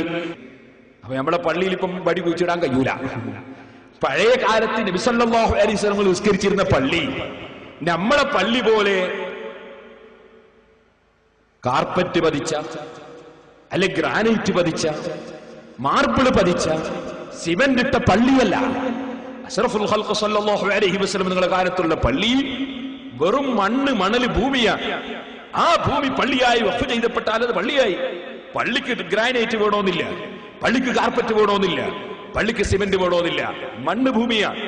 അതുകൊണ്ട് തന്നെ ഹദീസിൽ നമുക്ക് കാണാം, അഷ്റഫുൽ ഖൽഖ് സല്ലല്ലാഹു അലൈഹി വസല്ലം ലൈലത്തുൽ ഖദ്ർ ആണെന്നുള്ള ലക്ഷണം കണ്ട ദിവസം സുബ്ഹി നിസ്കാരത്തിന് സുബ്ഹി നിസ്കരിച്ചു കഴിഞ്ഞപ്പോൾ അവിടുത്തെ നെറ്റിയിൽ ചളി പുരണ്ടിരുന്നു, മഴ കൊണ്ട് എന്ന് കാണാം. അതുപോലെ മറ്റു ചില സമയങ്ങളിലും അവിടുത്തെ നെറ്റിയിൽ ചളി പുരണ്ടിരുന്നു എന്ന് കാണാം. കാരണം അന്നത്തെ പള്ളി എന്ന് പറഞ്ഞാൽ ഇന്നത്തതുപോലെ മിനാരങ്ങളും ഇന്നത്തതുപോലെ കുബ്ബകളും ഇന്നത്തതുപോലുള്ള ആഡംബരങ്ങളും ഉള്ള പള്ളിയല്ല. എന്ന് മാത്രമല്ല, ഹദീസിൽ നബി സല്ലല്ലാഹു അലൈഹി വസല്ലം തങ്ങൾ പള്ളി മോടി കൂട്ടുന്നതിനെതിരായി സംസാരിച്ചതായും നമുക്ക് കാണാൻ സാധിക്കും. പള്ളി മോടി കൂട്ടുന്നതിനെതിരായി അല്ലാഹുവിന്റെ റസൂൽ സംസാരിച്ചിട്ടുണ്ട്. അപ്പൊ നിങ്ങൾ ചോദിക്കും, ഇപ്പൊ നിങ്ങളൊക്കെ പള്ളി നിർമ്മിക്കുമ്പോൾ നല്ല മോടിയിലല്ലേ പള്ളി ഉണ്ടാക്കുന്നത്? പണ്ഡിതന്മാർ അതിനെ സംബന്ധിച്ച് ചിലർ വിശദീകരിച്ചു. അല്ലാഹുവിന്റെ റസൂലിന്റെ കാലത്തുള്ള വീടുകളും മോടി ഉണ്ടായിരുന്നില്ല. വീടുകൾ മോടി കൂട്ടുന്നതിനെതിരെയും നബി സല്ലല്ലാഹു അലൈഹി വസല്ലം സംസാരിച്ചിട്ടുണ്ട്. 2 നിലയുള്ള വീട് കണ്ടപ്പോൾ ആ വീടുള്ള മനുഷ്യൻ സമീപത്ത് വന്ന് സലാം പറഞ്ഞ് സംസാരിച്ചപ്പോൾ അല്ലാഹുവിന്റെ റസൂൽ മുഖം തിരിച്ചു കളഞ്ഞിട്ടുണ്ട്. 2 നിലയുള്ള വീട് അദ്ദേഹം പണിതുയർത്തത് കണ്ടപ്പോൾ അദ്ദേഹത്തിൽ നബി സല്ലല്ലാഹു അലൈഹി വസല്ലം മുഖം തിരിച്ചു കളഞ്ഞിട്ടുണ്ട്. എന്നാ പിന്നെ നമുക്കൊക്കെ 2 നിലയുള്ള വീടുമില്ലേ? അവിടെയില്ലേ അതേ സംശയം? സഹോദരന്മാരെ, അഷ്റഫുൽ ഖൽഖ് സല്ലല്ലാഹു അലൈഹി വസല്ലം തങ്ങളുടെ കാലം ഞാൻ നേരത്തെ പറഞ്ഞതുപോലെ വളരെ ഞെരുക്കവും ബുദ്ധിമുട്ടുമുള്ള കാലമാണ്. അക്കാലഘട്ടത്തിൽ അള്ളാഹുവിന്റെ പള്ളി മോടി പിടിപ്പിക്കുന്നതിനെതിരെ സംസാരിച്ച നബി സല്ലല്ലാഹു അലൈഹി വസല്ലം വീടും ബിൽഡിങ്ങുകളും മോടി പിടിപ്പിക്കുന്നതിനെതിരെയും സംസാരിച്ചിട്ടുണ്ട്. ഇന്ന് ലോകത്തെ എല്ലാ കക്ഷികളും അവരവരുടെ വീടുകൾ നന്നായി മോടി പിടിപ്പിക്കുകയും അതൊന്നിലധികം നിലകളൊക്കെ ഉയർത്തിക്കൊണ്ടുവരികയും ബിൽഡിങ്ങുകൾ മോടി പിടിപ്പിക്കുകയും ചെയ്തിട്ട് അള്ളാന്റെ പള്ളി മാത്രം മോടിയില്ലാതെ വന്നാൽ, അള്ളാന്റെ പള്ളി മാത്രം വൃത്തിയും ഭംഗിയുമില്ലാതെ വന്നാൽ മനുഷ്യന്മാരുടെ വീടുകളൊക്കെ നല്ല മോടിയിലും ഭംഗിയിലുമാവുകയും അള്ളാഹുവിന്റെ വീട് തീരെ മോടിയും ഭംഗിയുമില്ലാതെയുമായാൽ അത് അള്ളാഹുവിന്റെ വീട്ടിനോടൊരു നിസ്സാരത ബുദ്ധിയില്ലാത്ത ജനങ്ങളെ മനസ്സിൽ വന്നു പോകാൻ കാരണമാകും. അതുകൊണ്ട് പള്ളിയും ഇക്കാലത്ത് അല്പം മോടിയിലും ഭംഗിയിലും തന്നെ വേണമെന്ന് പണ്ഡിതന്മാരിൽ പലരും പറഞ്ഞിട്ടുണ്ട്. ആ അഭിപ്രായം സ്വീകരിച്ചുകൊണ്ടാണ് ഇപ്പോൾ പള്ളികളും വീടുകളുമൊക്കെ മോടി പിടിപ്പിച്ചുകൊണ്ട് തന്നെ പലപ്പോഴും ഉണ്ടാകുന്നതെന്ന് നമ്മൾ മനസ്സിലാക്കണം. ഇത് തന്നെ മഹാന്മാരുടെ മഖ്ബറയെ സംബന്ധിച്ചും നിങ്ങൾ ഉൾക്കൊള്ളണം. നമ്മളെ വീട് വളരെ ഗ്രാനൈറ്റ് പതിച്ച വീട്, അതുപോലെ നമ്മളെ ബിൽഡിങ്ങുകൾ ഗ്രാനൈറ്റ് പതിച്ചത്, നമ്മളെ വീട്ടിന്റെ സുബ്ഹാനല്ലാഹ് അതിന്റെ ഓരോ വസ്തുക്കളും തൂണുകളൊക്കെ വളരെ ജോറ്. മഹാന്മാരായ സാലിഹീങ്ങൾ കിടക്കുന്ന സ്ഥലത്ത് അവരെ സന്ദർശിക്കാൻ വേണ്ടി വരുന്ന ജനങ്ങൾ കയറി ഇറങ്ങുന്ന സ്ഥലം അത് വളരെ ഖറാബായ രൂപത്തിലാകുന്നത് അതൊരു അതബല്ലല്ലോ എന്ന നിലക്ക് മഹാന്മാരായ പണ്ഡിതന്മാർ അതാ മഹാന്മാരുടെ മഖ്ബറകളുടെ സമീപത്ത് ബിൽഡിങ്ങുകൾ നിർമ്മിക്കുകയും ഖുബ്ബകൾ നിർമ്മിക്കുകയും അതുപോലെ സിയാറത്തിന് സൗകര്യം ചെയ്യുകയും ചെയ്യുന്നത് പുണ്യകർമ്മമാണെന്ന് തന്നെ ഇമാം ഗസാലി റളിയല്ലാഹു അൻഹുവിനെ പോലുള്ള ആളുകൾ പറഞ്ഞതുദ്ധരിച്ചുകൊണ്ട് ഇമാം റംലി റളിയല്ലാഹു അൻഹു നിഹായിലും അതുപോലെ ഇമാം ഇബ്നു ഹജർ തങ്ങൾ തുഹഫയിലും അതുപോലെ പല ഗ്രന്ഥങ്ങളിലും മഹാന്മാരുടെ മഖ്ബറകളുടെ സമീപത്ത് അതാ ജാറം പണിയുന്നത്, ബിൽഡിംഗ് പണിയുന്നത് അത് പുണ്യകർമ്മമാണെന്ന് വരെ രേഖപ്പെടുത്തിയത് നമ്മൾ കാണുന്നുണ്ട്. കാരണം എന്തുകൊണ്ട്?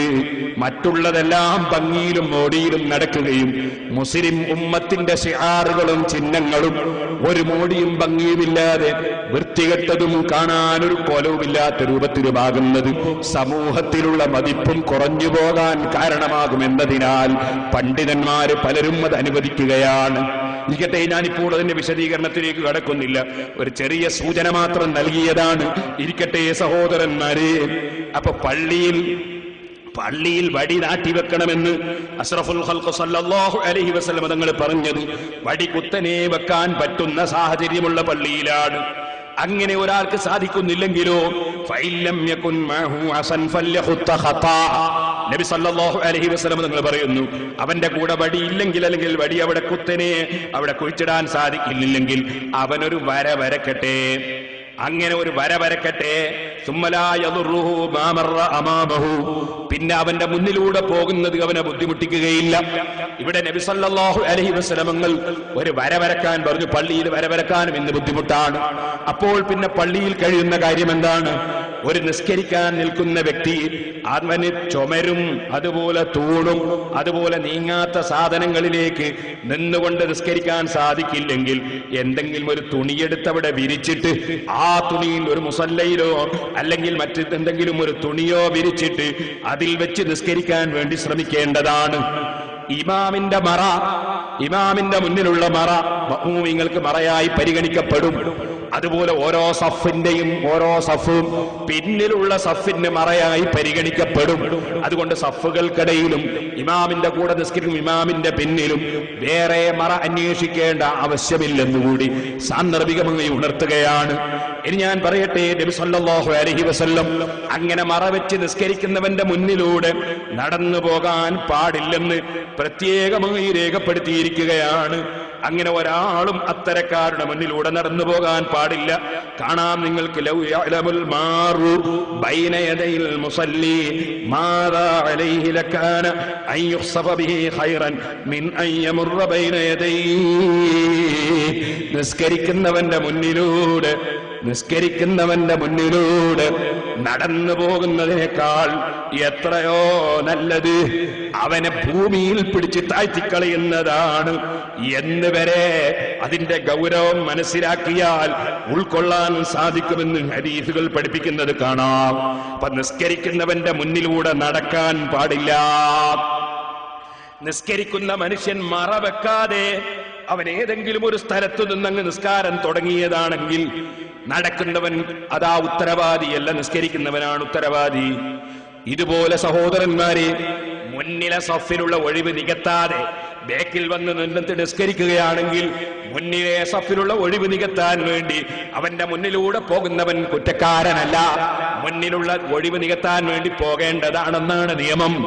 അപ്പൊ ഇവിടെ നമ്മൾ മനസ്സിലാക്കണം, മുന്നിലെ സഫുകൾ ഓരോന്നും പൂർത്തീകരിച്ചതിന് ശേഷം മാത്രമേ പിന്നിലെ സഫ് തുടങ്ങാൻ തന്നെ പാടുള്ളൂ. അല്ലാതെ സഫ് കെട്ടിയാൽ ജമാഅത്തിന്റെ പ്രതിഫലം നഷ്ടപ്പെട്ടു പോകാൻ അത് കാരണമാണ്. ഇത് പ്രത്യേകം ശ്രദ്ധിക്കേണ്ടതാണ്. ഇതുപോലെ ഒന്നാമത്തെ സഫ് വളരെ ബഹുമാനമുള്ളതാണ്. ഇമാമിന്റെ വലതുഭാഗം വളരെ ബഹുമാനമുള്ളതാണ്. മുട്ടുകുത്തി നിരങ്ങിയിട്ടെങ്കിലും നിങ്ങൾ പള്ളിയിലേക്ക് വന്ന് ഒന്നാം സഫിന് സ്ഥലം പിടിക്കും, നിങ്ങൾ വലഭാഗത്ത് സ്ഥലം പിടിക്കും. അതിന്റെ ബഹുമാനം നിങ്ങൾ മനസ്സിലാക്കിയിട്ടുണ്ടെങ്കിലെന്ന് നബി സല്ലല്ലാഹു അലൈഹി വസല്ലം തങ്ങൾ പറഞ്ഞിട്ടുണ്ട്. അതുകൊണ്ട് ഒന്നാം സഫിന്റെ ബഹുമാനവും ഇമാമിന്റെ വലതുഭാഗത്തിന്റെ ബഹുമാനവും വളരെ വലുതാണെന്ന് നമ്മൾ മനസ്സിലാക്കണമെന്ന് കൂടി ഞാൻ പ്രത്യേകമായി ഉണർത്തുകയാണ്. ഇരിക്കട്ടെ, ഞാൻ പറഞ്ഞത് നിസ്കരിക്കുന്നവന്റെ മുന്നിലൂടെ അങ്ങോട്ടും ഇങ്ങോട്ടും ഒന്നും നടക്കാൻ പാടില്ല. നമ്മൾ വളരെ ശ്രദ്ധിക്കണം. എന്നാൽ ചില ആളുകൾ ചില വിവരക്കേട് ചെയ്യാറുണ്ട്. എന്താണ്, ഞാൻ തന്നെ പലപ്പോഴും അനുഭവിച്ചിട്ടുണ്ട്. നമ്മളിപ്പോ ഒരു സ്ഥലത്ത് പോയിട്ട് നിസ്കരിക്കാനങ്ങ് തന്നു. അപ്പൊ ചില ആളുകൾ എന്ത് ചെയ്യുന്നറിയോ, നിസ്കരിക്കുമ്പോൾ മുസല്ല പിരിച്ചിട്ടുണ്ടാവില്ല. നമ്മൾ നിസ്കരിക്കാൻ വേണ്ടി ഏതോ റൂമിലോ അല്ലെങ്കിൽ ഒരു വീട്ടിലോ പോയി നിസ്കരിക്കാമെന്നു മുസല്ല പിരിച്ചിട്ടുണ്ടാവില്ല. അപ്പൊ ഈ വീട്ടുകാരന് മനസ്സിലൊരു വിഷമം, ഉസ്താദ് നിസ്കരിക്കുമ്പോ മുസല്ല പിരിച്ചിട്ടില്ലാലോ. ഇയാള് എന്ന് പിടിച്ചു പോയി അലമാരി തുറന്ന് മുസല്ല എടുത്തുകൊണ്ട് വന്ന് ഉസ്താദിന്റെ മുന്നിൽ നിസ്കരിക്കുന്ന സമയത്ത് ഒരൊറ്റ പിരിക്കല്. കടുത്ത ഹറാം, കടുത്ത ഹറാം. അങ്ങനെ എനിക്ക് തന്നെ വലതും പിരിച്ചതെന്ന് എനിക്കറിയാം, അറിവില്ലാത്തത് കൊണ്ടാണ്. കടുത്ത ഹറാം. നിസ്കരിക്കുന്നവന്റെ മുന്നിൽ കൂടി നടക്കൽ ഹറാമായതുപോലെ നിസ്കരിക്കുന്നവന്റെ മുന്നിൽ കൈ നീട്ടുന്നതും കാല് നീട്ടുന്നതും ഒക്കെ ഹറാമാണ്. അപ്പൊ പിന്നെ അയാൾ നിസ്കരിക്കുമ്പോൾ നിസ്കരിച്ചോട്ടെ, അയാൾ അറിഞ്ഞൂടെ നിസ്കരിക്കാൻ. നമ്മൾ പിന്നെ നമ്മളെ വകയിലൊന്നും നന്നാക്കണം. ചില ആളുകളുണ്ട് ഭക്ഷണം കഴിക്കാനിരുന്നാല് വിളമ്പിക്കൊടുക്കുന്ന ആൾക്കാർ. അയാൾ വിളമ്പുന്നത് എന്താണ്? അയാൾക്ക് ഏറ്റവും ഇഷ്ടപ്പെട്ടത്, തിന്നുന്നാക്ക് തീരെ പറ്റാത്തതും. തിന്നുന്ന മനുഷ്യന് പറ്റുന്ന അയാൾ ഞങ്ങൾ വിളമ്പൂലേ? നേരെ മറിച്ച് നമ്മൾ ഇങ്ങനെ ഇട്ട് വിളമ്പി കൊടുക്കുമ്പോ ഇവന് തിന്നാൻ പറ്റാത്ത ഇങ്ങനെ മുന്നിൽ ഇട്ട് കൊടുത്ത് പഠിച്ചോണ്ട് ഇനിയിപ്പോ ഇതെന്താ ചെയ്യാ, തിന്നാന്നല്ലാതെ തിന്നാൻ പറ്റുന്ന അപ്പുറമുണ്ട്. ഇതുപോലെ അത് ശ്രദ്ധിക്കണോ. ഒരു സാധനം മുന്നിൽ ഇട്ട് കൊടുക്കുമ്പോൾ ആദ്യം ചോദിക്കണം, ഇത് ഇടട്ടെ എന്ന് ചോദിക്കണം, ഇട്ട് കൊടുക്കണം. അത് ചോദിക്കാതെ ഇട്ടാലോ ഇവനും കൊണ്ട് കുടുങ്ങി. അതും അസൽ തന്നെയാണ്. ഒരാളെ മുന്നിൽ ഇട്ട് കൊടുക്കുമ്പോൾ ചോദിച്ചിട്ടേ ഇടാവും. അല്ലെങ്കിൽ ഇയാൾ എന്ത് ചെയ്യും, ഇത് പക്ഷേ നഷ്ടപ്പെട്ടു പോലെ വെച്ചിട്ട് വെറുപ്പോട് കൊടുത്തുന്നേണ്ടി വരും. അപ്പൊ അയാളെ ദ്രോഹിക്കലാണ്, ചെയ്യാൻ പാടില്ല. അപ്പൊ ഇട്ടുകൊടുക്കുന്നതിന് വിരോധമില്ല. ആദരിച്ചിട്ട് അതിഥികളെ സൽക്കരിക്കുമ്പോ അതിഥികൾക്ക് ഇട്ടുകൊടുക്കും, ബഹുമാനാണത്. അതിഥികളെ ബഹുമാനിക്കുന്നതിന്റെ ഒരു ഭാഗമാണ് അവരെ മുന്നിൽ ഭക്ഷണം ഇട്ട് കൊടുക്കാന്നുള്ളത്. പക്ഷെ അത് ഇട്ടുകൊടുക്കുന്ന സമയത്ത് അവരോടൊന്ന് ചോദിക്കണം, ഇടട്ടെ എന്ന് ചോദിക്കണം, എന്നിട്ടേ ഇടാവും. അല്ലാതെ ഇടാൻ പാടില്ല. ഇട്ടാലോ അയാൾക്ക് തീരെ പറ്റാത്ത സാധനം ഇനി ഒഴിച്ചു കൊടുത്തു. ഉദാഹരണം പറയാ, ഒരാൾക്ക് അദ്ദേഹത്തിന് പൈൽസിന്റെ രോഗമാണ്, കോഴിന്റെ കറി തീരെ പറ്റില്ല. ഇയാൾക്ക് ഏറ്റവും ഇഷ്ടമുള്ള കോഴിന്റെ കറിയായി ഒഴിച്ചു കൊടുക്കുന്ന പറഞ്ഞു, നല്ല നാടൻ കോയ്യാ ഉസ്താദ് എന്ന് പറഞ്ഞിട്ട് ഒഴിച്ചു കൊടുത്താൽ ഉസ്താദ് കുടുങ്ങിയില്ലേ? അപ്പൊ നമ്മൾ ചോദിക്കണം, ഇത് ഒഴിക്കട്ടെ എന്ന് ചോദിക്കണം, എന്നിട്ടേ ഒഴിച്ചു കൊടുക്കാവൂ. നമ്മൾ ഏത് കാര്യം ചെയ്യുമ്പോഴും ചെയ്യുന്ന കാര്യം കറക്റ്റായിരിക്കണം. നിസ്കാരത്തിന്റെ മസാലയല്ലേ എന്ന് പറഞ്ഞിട്ട് കാര്യമില്ലേ, എല്ലാ മസാലയും പഠിക്കണമല്ലോ. അപ്പൊ സഹോദരന്മാരെ, നിസ്കരിക്കുന്ന സമയത്ത് നിസ്കരിക്കുന്നവന്റെ മുന്നിലേക്ക് കൈ നീട്ടരുത്, കാല് നീട്ടരുത്, ശരീരത്തിലെ അവയവങ്ങൾ നീട്ടരുത്, കൈകൊണ്ടവന്റെ മുന്നിലേക്ക് കൊണ്ടുപോകരുത്. അതും ഹറാമിന്റെ ഇനത്തിൽപ്പെട്ടതാണെന്ന് നമ്മൾ മനസ്സിലാക്കണം. വെറും നടന്നു പോകൽ മാത്രമല്ല ഹറാം. കാരണം അവൻ അല്ലാഹുവിന്റെ മുന്നിൽ ഭക്തിപൂർവ്വം നിസ്കരിക്കുമ്പോൾ നിന്റെ കൈ നീട്ടിയാൽ അവന്റെ ശ്രദ്ധ കൈയിലേക്ക് വന്നു. അതിന്റെ ഉത്തരവാദി നീയാണ്. ഒരു ഹദീസിൽ നബി സല്ലല്ലാഹു അലൈഹി വസല്ലം തങ്ങൾ പറഞ്ഞു, ഇദാ സല്ലാ അഹദുക്കും ഇലാ ഗൈരി സുത്രതി ഫഇന്നഹു യഖ്തഉ സലാതഹുൽ ഹിമാറു വൽ ഖിൻസീറു വൽ യഹൂദി വൽ മജൂസി വൽ മർഅതു വതുജ്സിഉ അൻഹു ഇദാ മറൂ ബൈന യദൈഹി അലാ ഖൽഫത്തിൻ ബിഹജർ. സുബ്ഹാനല്ലാഹ്. നിസ്കരിക്കുന്ന സമയത്ത് അവന്റെ മുന്നിലൂടെ ജീവികൾ പോയാൽ, അതുപോലെ വിവരമില്ലാത്ത യഹൂദി പോയാൽ മുസ്ലിമീങ്ങൾ പോകില്ലല്ലോ. ഇസ്രായേലികളൊക്കെ ആണെങ്കിൽ ചിലപ്പോ പോയി എന്നും വരും. അതുകൊണ്ട് പറയാണ് വൽ യഹൂദിയു യഹൂദി പോയാൽ, വൽ മജൂസിയു മജൂസി പോയാൽ, അല്ലെങ്കിൽ നിസ്കരിക്കുന്ന ഒരു പുരുഷന്റെ മുന്നിലൂടെ ഒരു സ്ത്രീ അങ്ങ് നടന്നുപോയാൽ, സ്ത്രീയും പുരുഷനും തമ്മിൽ പരസ്പരം ശ്രദ്ധിച്ചു പോകാൻ സാധ്യതയുള്ള ജീവികളാണ്. അതുകൊണ്ട് തന്നെ ഒരു സ്ത്രീ അതിലെ പോയാൽ അതൊക്കെ നിസ്കാരത്തിന് ബാധിക്കാൻ കാരണമാണ്. ഇത് പറഞ്ഞുകൊണ്ട് നബി സല്ലല്ലാഹു അലൈഹി വസല്ലം തങ്ങൾ പറഞ്ഞു, അവര് പോവുകയാണെങ്കിൽ അകലങ്ങളിലൂടെ പോകട്ടെ, മറയുടെയും മനുഷ്യന്റെയും ഇടയിലൂടെ ഒരാളും പോകാൻ പാടില്ല. ഇത്തരക്കാർ മുന്നിലൂടെ പോകുമ്പോൾ നമ്മുടെ ശ്രദ്ധ അങ്ങോട്ട് തിരിക്കാതെ ശ്രദ്ധിക്കേണ്ടതുമാണ്. നിസ്കാരം അല്ലാഹുവിന് ചെയ്യുന്ന, ഭക്തിപൂർവം ചെയ്യുന്ന ഇബാദത്താണ്. അത് വളരെ പരിഗണിച്ചുകൊണ്ട് ചെയ്യേണ്ടതാണ്. ഇനി നബി സല്ലല്ലാഹു അലൈഹി വസല്ലം തങ്ങൾ വേറൊരു ഹദീസിൽ പഠിപ്പിക്കുകയാണ്. അതെ, നിസ്കരിക്കുമ്പോൾ ഞാൻ പറഞ്ഞല്ലോ, അഷ്റഫുൽ ഖൽഖ് സല്ലല്ലാഹു അലൈഹി വസല്ലമയുടെ കാലത്ത് സുജൂദ് ചെയ്യുന്ന സ്ഥലം മണ്ണാണ്, മണലാണ്. അങ്ങനെയുള്ള സ്ഥലത്ത് സുജൂദ് ചെയ്യുമ്പോൾ ചിലപ്പോൾ കല്ലുണ്ടാവും, ചരക്കല്ലുണ്ടാവും, മണലുണ്ടാവും, മണ്ണുണ്ടാവും. അപ്പൊ ഒന്നങ്ങട്ട് കൈകൊണ്ട് തട്ടി കല്ല് നെറ്റിക്ക് പെടാതിരിക്കാൻ കൈകൊണ്ട് അങ്ങ് നിരത്തിയാലോ? അങ്ങനെ നിരത്തേണ്ട ഒരു ആവശ്യം വന്നാൽ തന്നെ അവിടുന്ന് പറയുകയാണ്,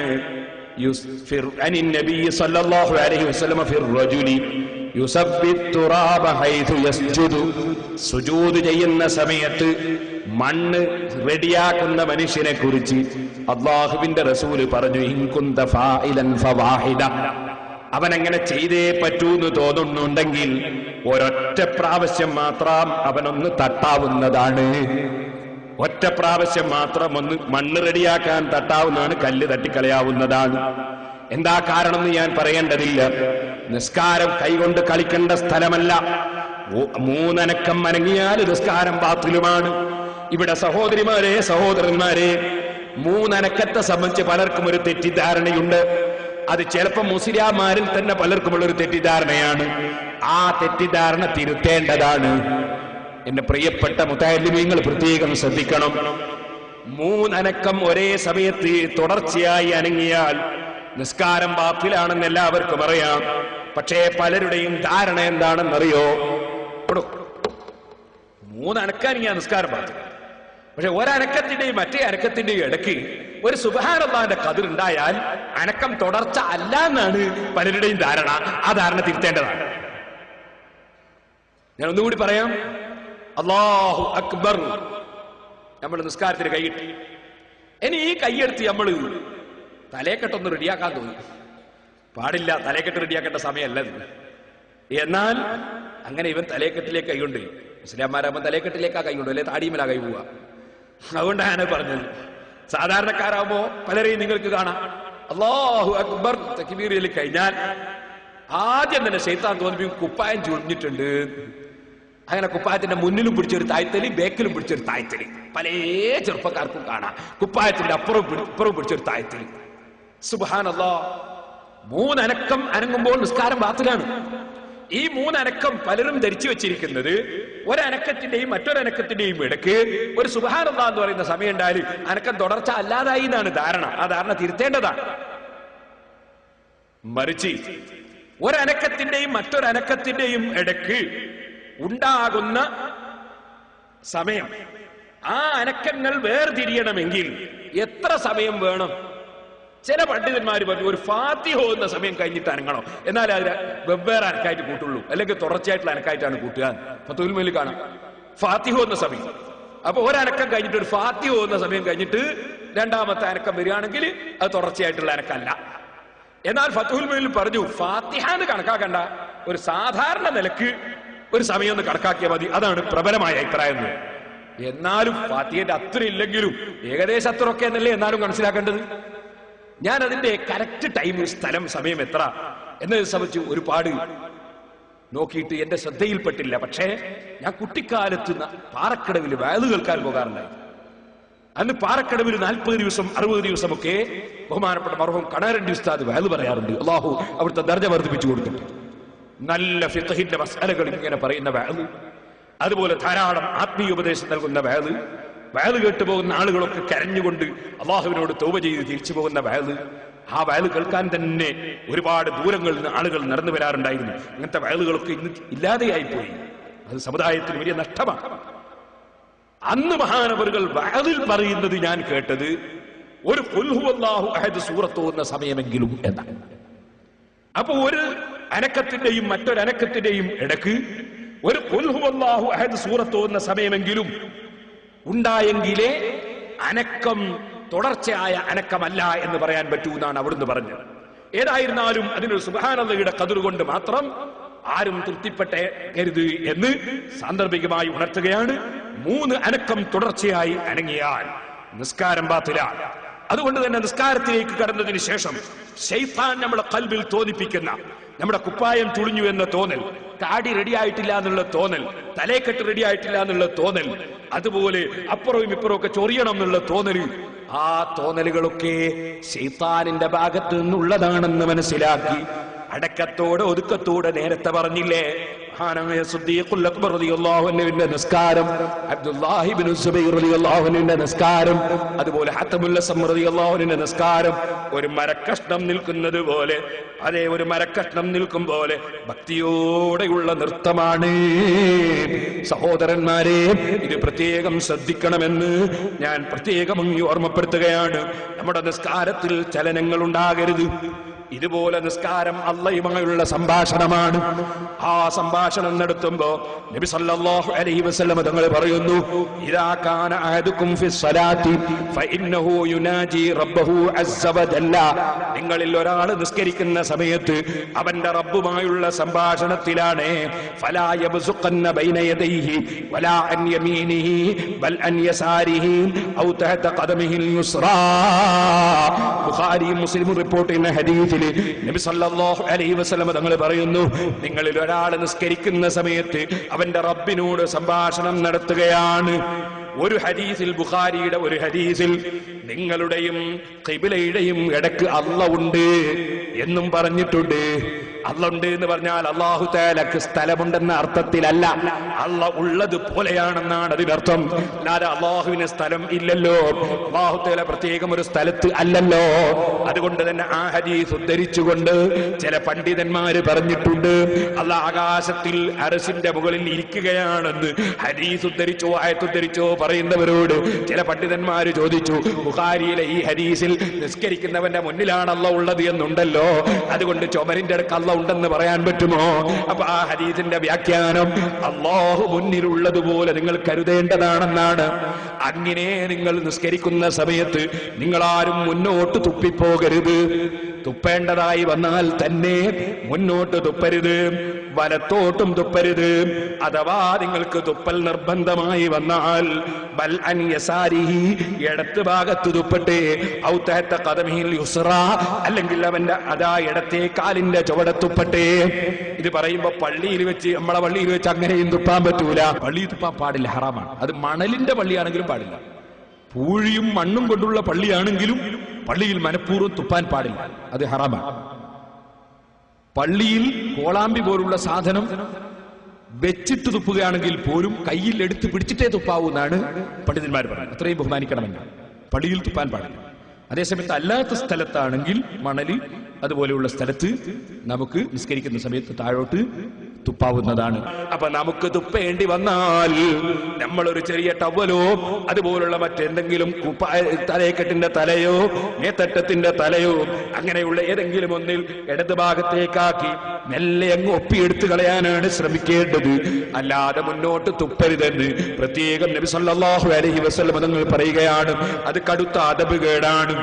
എന്തിനധികം പറയണം, പ്രസംഗിച്ചുകൊണ്ടിരിക്കുന്ന ഞാൻ ഇവിടെ നിന്ന് തുപ്പേണ്ടി വന്നാൽ തന്നെ കാർക്കിച്ചു നിങ്ങളിലേക്ക് അങ്ങോട്ട് തുപ്പുന്നത് വിരോധിക്കപ്പെട്ടതാണ്. മറ്റൊരു മനുഷ്യന്റെ മുന്നിലേക്ക് തുപ്പരുത്, വലത്തോട്ട് തുപ്പരുത് എന്ന് പറയാൻ കാരണം വലത് ഭാഗത്ത് മനുഷ്യരില്ലെങ്കിലും തുപ്പരുതെന്നാണ്. കാരണം വലത്ത് ഭാഗത്തുള്ള മലക്കിന് കൂടുതൽ ബഹുമാനം കൽപ്പിക്കുകയാണ്. മനുഷ്യന്റെ വലത്തും ഇടത്തും മലക്കുകളുണ്ട്. അതുകൊണ്ട് തന്നെ ഇടത്തുള്ള മലക്കിനേക്കാൾ ഒന്നുകൂടി ബഹുമാനം വലത്തുള്ള മലക്കിന് നൽകി. അഥവാ തുപ്പേണ്ടി വന്നാൽ ഇടത്ത് ഭാഗത്ത് തുപ്പാൻ കൽപ്പിക്കപ്പെട്ടു. വേറെ വകുപ്പില്ലാത്തത് കൊണ്ടാണ് അത് എന്നെയും അനുവദിച്ചത്. എന്നാൽ ഇടത് ഭാഗത്ത് മനുഷ്യനുണ്ടെങ്കിൽ ഇടത്തോട്ട് തുപ്പരുതെന്നാണ്. ആ തുപ്പുന്നത് വേറെ നിവൃത്തിയില്ലെങ്കിൽ അവൻ വലത്തോട്ട് തുപ്പാനേ പാടുള്ളൂ. കാരണം മുന്നിൽ കാണുന്ന മനുഷ്യനെ ആദരിക്കണം. മനുഷ്യൻ പരസ്പരം ആദരിക്കേണ്ടവരാണ്, നിസ്സാരപ്പെടുത്തേണ്ടവരല്ല. മനുഷ്യൻ പരസ്പരം ബഹുമാനിക്കേണ്ടവരാണ്, പരസ്പരം നിസ്സാരപ്പെടുത്തേണ്ടതല്ല.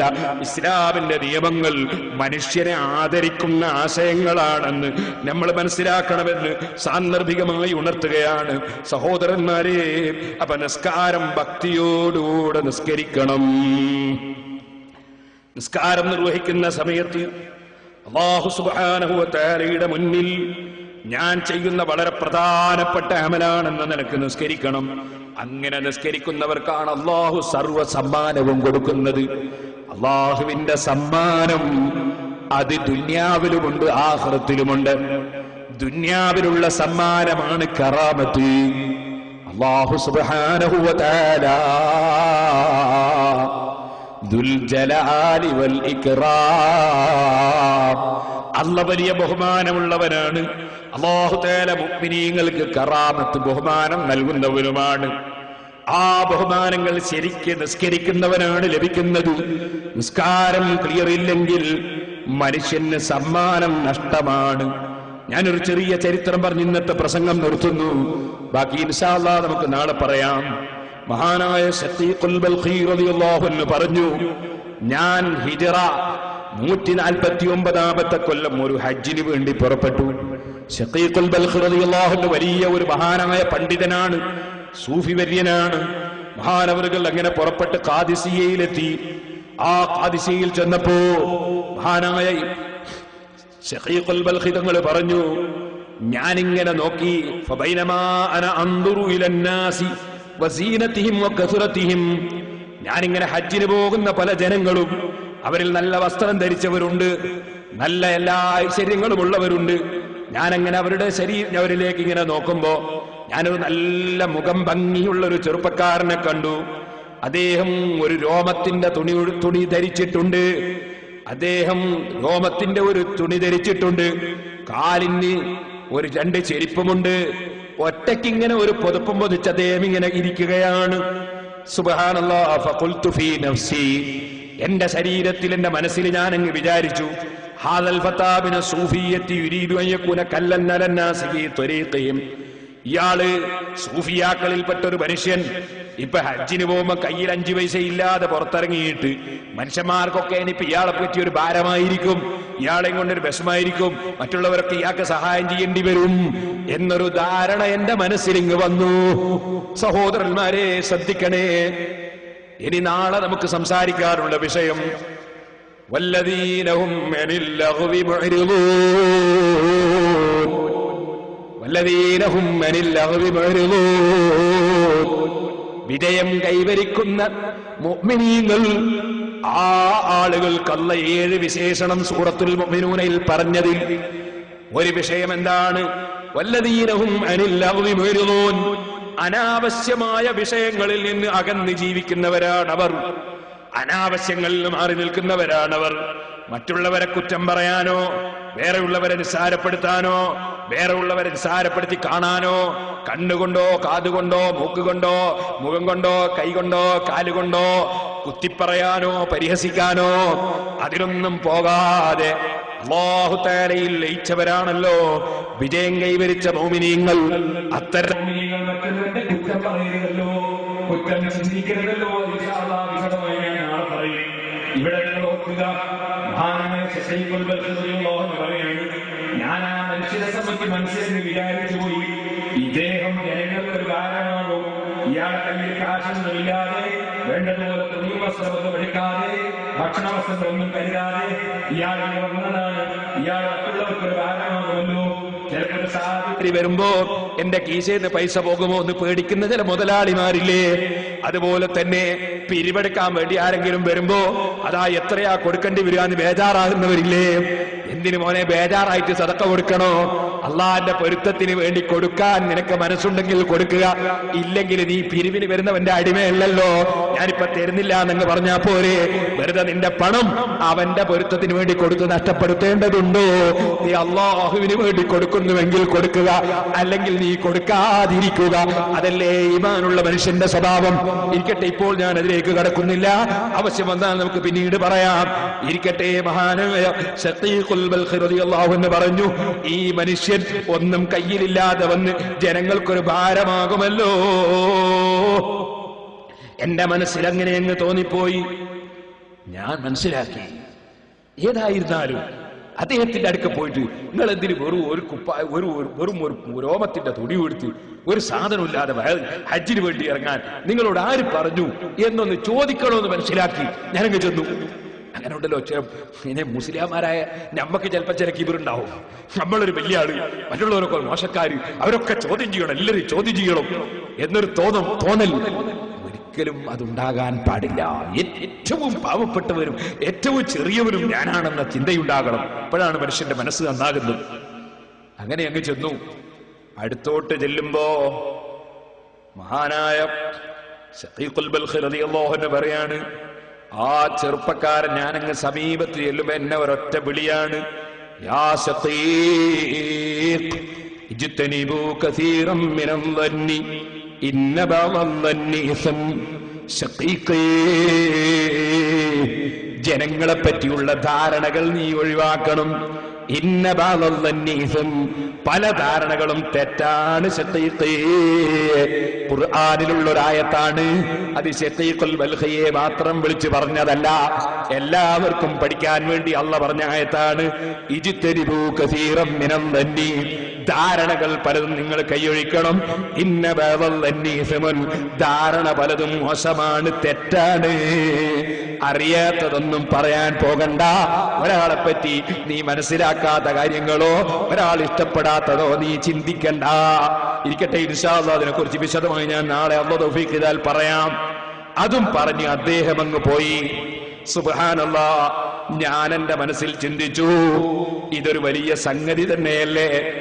എന്റെ മനസ്സിൽ ഞാൻ അദ്ദേഹത്തെ കുറിച്ചൊരു മോശമായ വിചാരം വിചാരിച്ചിട്ട് അത് അദ്ദേഹം അറിഞ്ഞുവല്ലോ. മുമ്പൊരിക്കലും കാണാത്ത എന്റെ പേര് അദ്ദേഹം എന്നെ വിളിച്ചല്ലോ. ഇദ്ദേഹം ഒരു സാലിഹായ അടിമ തന്നെ. അദ്ദേഹത്തെ അങ്ങനെ അങ്ങ് വിട്ടാൽ പറ്റില്ല.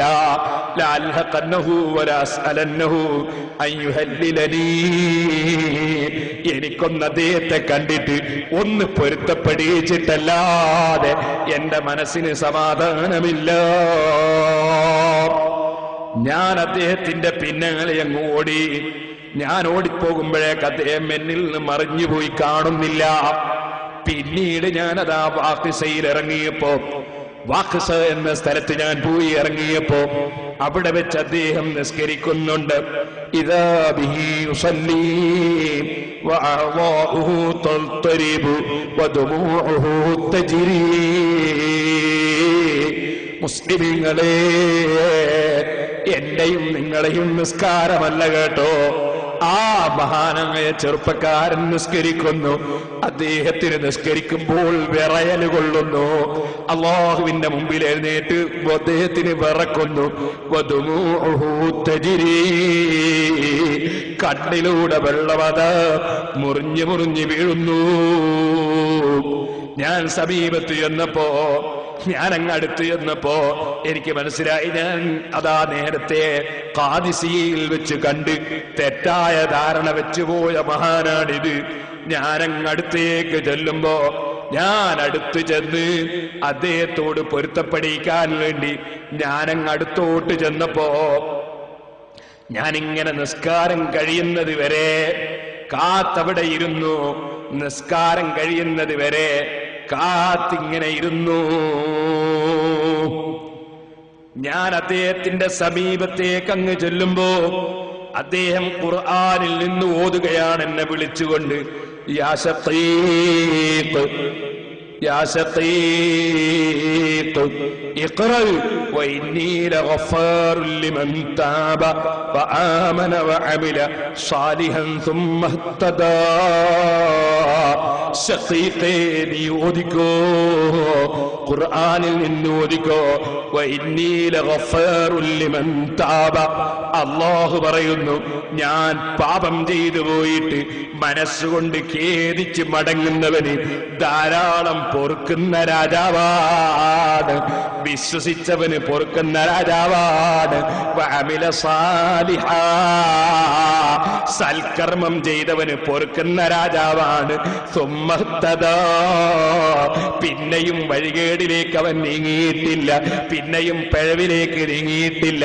എന്നോട് പൊറുക്കലിനെ ചോദിച്ച് നല്ല ഈമാനോടെ തഖ്വയോടെ ഹിദായത്തോടെ നീങ്ങുന്നവർക്ക് പൊറുത്തു കൊടുക്കുന്ന രാജാവാണ് ഞാനെന്ന് അല്ലാഹു പറഞ്ഞ ആയത്ത് ഓതിക്കോ ശഖീഖേ.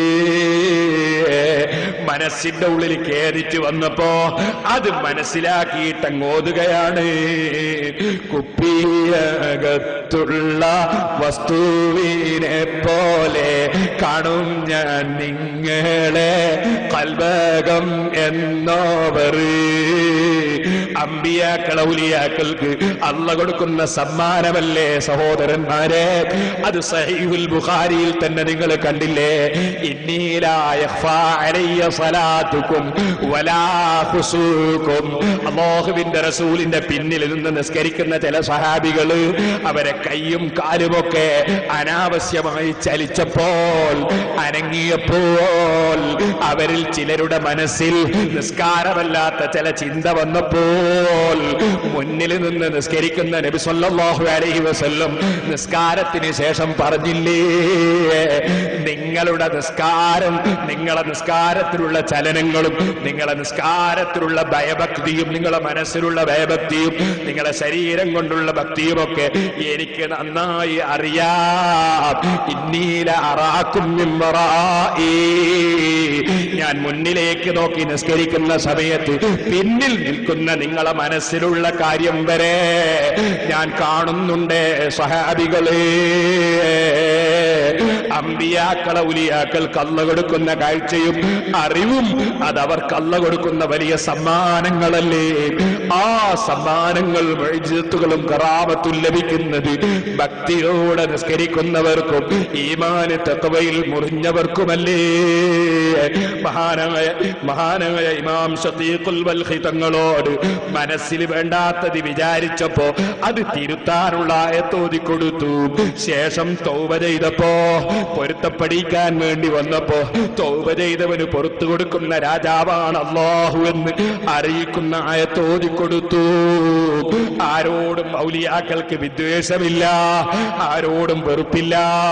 അതേ അല്ലാഹുവിന്റെ പൊരുത്തം കരുതി പ്രവർത്തിക്കുന്ന ആലിമീങ്ങൾക്കോ ഔലിയാക്കൾക്കോ സാലിഹീങ്ങൾക്കോ എത്ര ചീത്ത പറഞ്ഞവരോടും വിദ്വേഷമില്ല, വൈരാഗ്യമില്ല, വെറുപ്പില്ല. എല്ലാവരും നന്നായി കാണണമെന്ന ചിന്തയേ ഉള്ളൂ. അതുള്ളവനെ റബ്ബിന്റെ അടുക്കൽ സ്വീകരിക്കപ്പെട്ട പണ്ഡിതനാകുന്നുള്ളൂ, സാലിഹാകുന്നുള്ളൂ. മഹാനായ ശഖീഖുൽ ബൽഖി തങ്ങൾ കണ്ട കാഴ്ച സാധാരണ നിസ്കാരമല്ല, പേടിച്ച് വിറച്ച് വിറങ്ങലിക്കുന്ന നിസ്കാരം, കണ്ണിൽ വെള്ളമിങ്ങനെ ഒഴുകുന്ന നിസ്കാരം. ആ സമയത്ത് അദ്ദേഹം നിസ്കാരം കഴിയുന്നത് വരെ കാത്തിരുന്നപ്പോ ഓതിക്കൊടുത്ത ആയത്താണത്. അതും ഓതി തന്നിട്ട് അദ്ദേഹം സ്ഥലം വിട്ടുകളഞ്ഞു. ശഖീഖുൽ ബൽഖി തങ്ങൾ പറഞ്ഞു, അദ്ദേഹം സ്ഥലം വിട്ടുകളഞ്ഞു. എനിക്ക് മനസ്സിലാകുന്നില്ല. ഞാൻ എന്റെ മനസ്സിൽ പറഞ്ഞു, ഇതേതോ അബ്ദാലുകളിൽപ്പെട്ട മഹാനാണ്, എന്റെ രഹസ്യം നന്നായി അറിഞ്ഞുകൊണ്ട് സംസാരിച്ചില്ലേ. ഞാൻ പിന്നീട് മിനയിലേക്ക് പോയി. മിനയിൽ ചെന്നപ്പോൾ അതേ വ്യക്തി തന്നെ ഒരു കിണറ്റിന്റെ വക്കിന് നിൽക്കുന്നു. സുബ്ഹാനല്ലാഹ്, കയ്യിലൊരു കോപ്പയുമുണ്ട്. അദ്ദേഹത്തിന് വെള്ളം കിട്ടണം. സുബ്ഹാനല്ലാഹ്, വെള്ളം കിട്ടാൻ വേണ്ടി കിണറ്റിന്റെ വക്കിൽ നിൽക്കുന്ന അദ്ദേഹം ഞാൻ കാണുകയാണ്. കയ്യിൽ നിന്ന് ആ പാത്രം കിണറ്റിലേക്ക് അങ്ങിട്ടു. ഞാനിങ്ങനെ നോക്കുന്നുണ്ട്. എന്നിട്ട് അദ്ദേഹത്തിന്റെ കണ്ണൊന്ന് മേൽപോട്ടുയർത്തി. ഖിബിലയുടെ അതേ ദുആ ചെയ്യുന്നവന്റെ ഖിബിലയാണല്ലോ മേൽപോട്ട്, അതുകൊണ്ടല്ലേ കൈ ഉയർത്താൻ പറഞ്ഞത്. എന്നാൽ ചിലപ്പോൾ ചില ആളുകൾ മഹാന്മാര് തന്നെ കണ്ണുയർത്തിയെന്നും വരാമെന്ന് നേരത്തെ ഞാൻ സൂചിപ്പിച്ചില്ലേ. കണ്ണൊന്ന് മേൽപോട്ട് ഉയർത്തി അദ്ദേഹം അവിടെ വെച്ച് പറയുന്നത് ഞാൻ കേട്ടു. അന്ത റബ്ബീ ഇദാ ലമത്തു മിനൽ മാ വഖുവതി വഖുതി ഇദാ അറദ്തു ത്വഅമാ. അല്ലാഹുവേ, നീ എന്റെ റബ്ബാണ്. ഞാൻ വെള്ളം ഉദ്ദേശിച്ചാൽ എന്റെ റബ്ബ് നീ തന്നെ, ഞാൻ ഭക്ഷണം ഉദ്ദേശിച്ചാൽ എന്റെ ഭക്ഷണം തരുന്നവനും നീ തന്നെ. അല്ലാഹുമ്മ അൻത തഅലമു യാ ഇലാഹി വസയ്യിദി മാലി സിവാഹാ. അല്ലാഹുവേ, നിനക്കറിയാമല്ലോ എന്റെ ഇലാഹും യജമാനുമായ റബ്ബേ, എനിക്ക് മറ്റൊന്നുമില്ലല്ലോ.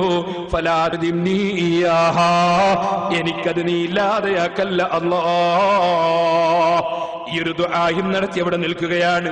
ശഖീഖുൽ ബൽഖി തങ്ങൾ പറഞ്ഞു, ഞാൻ അങ്ങോട്ട് ചെന്നു. സുബ്ഹാനല്ലാഹ്, ഫവല്ലാഹി ലഖദ് റഅയ്തുൽ ബിഹ്റ വഖദ് ഇർതഫഅ മാഉഹു. ഞാൻ അങ്ങ് നോക്കുമ്പോ കിണറ്റിലുള്ള വെള്ളം അതാ പൊങ്ങി പൊങ്ങി പൊങ്ങി വരുന്നു. അതേ കൈ അങ്ങോട്ട് നീട്ടി കിണറ്റിൽ നിന്ന് ആ പാത്രത്തിൽ വെള്ളം ഇങ്ങോട്ട് എടുത്തു, നിറയെ വെള്ളം. അതെടുത്ത് അദ്ദേഹം വധുവെടുത്തു. ഒരു 4 റക്അത്ത് റബ്ബിന്റെ മുന്നിൽ ഭക്തിപൂർവ്വം ഇങ്ങ് നിസ്കരിച്ചു. ആ നിസ്കാരം കഴിഞ്ഞിട്ട് അപ്പുറത്ത് കുറെ മണലുകളുണ്ട്. ആ മണൽ കുന്നിന്റെ സമീപത്തേക്ക് അങ്ങ് നീങ്ങി. അവിടെ നീങ്ങിയിട്ട് കൈകൊണ്ട് എന്താ ചെയ്യുന്നത്? കുറച്ച് മണലുകൾ കൈകൊണ്ട് ഇങ്ങ് വാരി, എന്നിട്ട് ഈ പാത്രത്തിൽ വെള്ളമുള്ള പാത്രത്തിൽ അങ്ങിട്ടു. എന്നിട്ട് നന്നായി അങ്ങ് നന്നായി അങ്ങ് കുലുക്കിക്കളഞ്ഞു. അതേ അതങ്ങനെ കുടിക്കുകയാണ്. സുബ്ഹാനല്ലാഹ്, വെള്ളത്തിൽ വെറും മണല് കലക്കി കുടിക്കുകയാണ്. ഞാൻ സമീപത്തേക്ക് അങ്ങ് ചെന്നു. ഞാൻ സലാം ചൊല്ലി. എന്റെ സലാം മടക്കി. എന്നിട്ട് എന്നോട് ഞാൻ ചോദിച്ചു, നിങ്ങൾക്ക് അല്ലാഹു തന്ന ഔദാര്യത്തിൽ നിന്ന് എനിക്കും നിങ്ങൾ അല്പം ഭക്ഷണം തരുമോ? സുബ്ഹാനല്ലാഹ്, നേരത്തെ ഇദ്ദേഹത്തിന്റെ കയ്യിൽ ഒന്നുമില്ലാതെ ഹജ്ജിനിറങ്ങിയിട്ട് ഇയാൾ മറ്റുള്ളവർക്കൊരു ഭാരമാകുമോ എന്ന് ചിന്തിച്ചിരുന്ന ശഖീഖുൽ ബൽഖി തങ്ങള് ഈ മഹാനോട് ഭക്ഷണം ചോദിക്കുകയാണ്. നിങ്ങൾക്ക് അല്ലാഹു തന്ന ഔദാര്യത്തിൽ നിന്ന് ഒരൽപ്പം എനിക്കും ഭക്ഷണം തരുമോ? ബറക്കത്തുള്ള ഭക്ഷണം എന്ന നിലയ്ക്ക് ചോദിക്കുകയാണ്.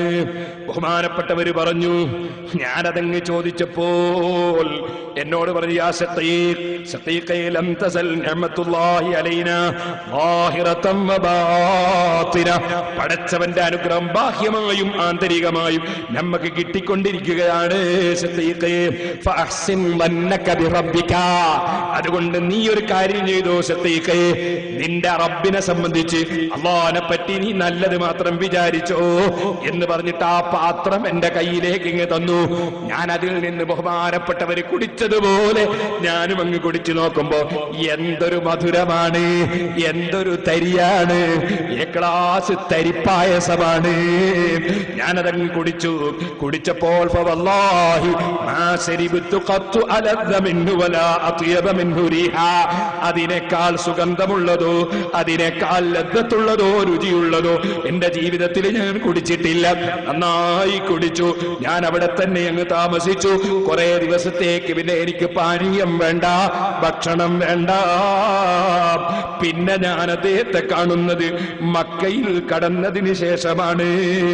സുബ്ഹാനല്ലാഹ്, അവിടെയും ബഹുമാനപ്പെട്ടവര് രാത്രി സമയത്ത് ഇങ്ങനെ നിന്നുകൊണ്ട്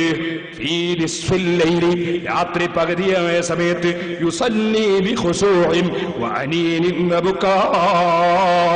നീണ്ട സമയം വളരെ ഭക്തിയോടെ മനസ്സിന്റെ ഉള്ളിൽ നിന്ന് കരച്ചിൽ വരുന്ന നിലക്ക് അതാ വളരെ ഭക്തിയോടെ എഴുന്നേറ്റ് നിസ്കരിക്കുന്നത് കണ്ടു. സുബ്ഹാനല്ലാഹ്, നേരം വെളുത്തു.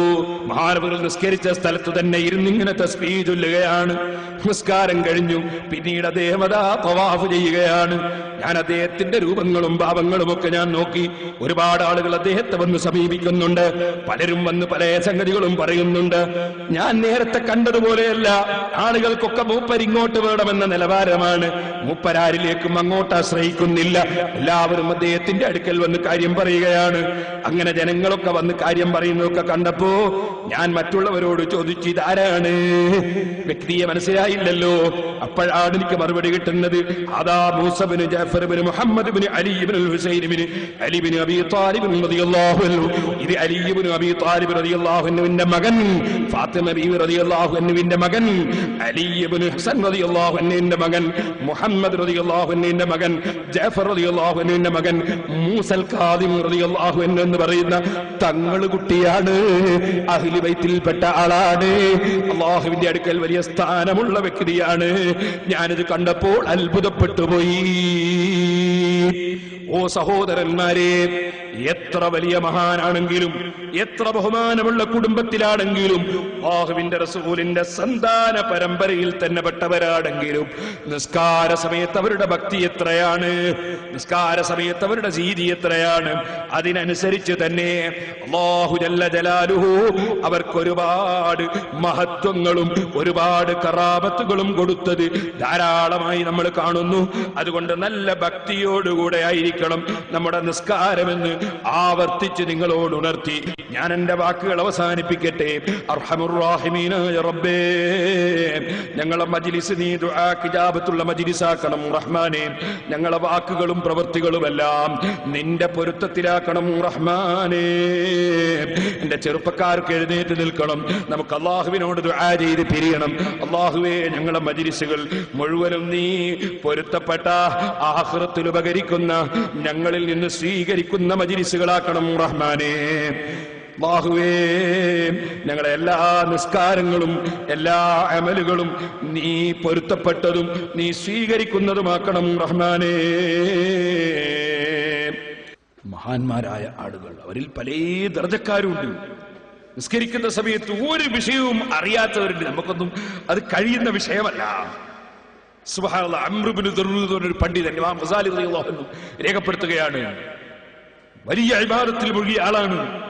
കൈക്കൊരു രോഗം ഇങ്ങ് വന്നു, കൈക്ക് രോഗം വന്നു, കൈ മുറിക്കേണ്ട നിലക്ക് പഴുത്ത് പുഴുക്കൾ വരെ തുടങ്ങിപ്പോയി. വലിയ മഹാന്മാർക്കും ചിലപ്പോ പല പരീക്ഷണങ്ങളും ഉണ്ടാവും. ഡോക്ടർമാര് പറഞ്ഞു മുറിക്കലേ നിവൃത്തിയുള്ളൂ, വൈദ്യന്മാര് പറഞ്ഞു മുറിക്കലേ നിവൃത്തിയുള്ളൂ.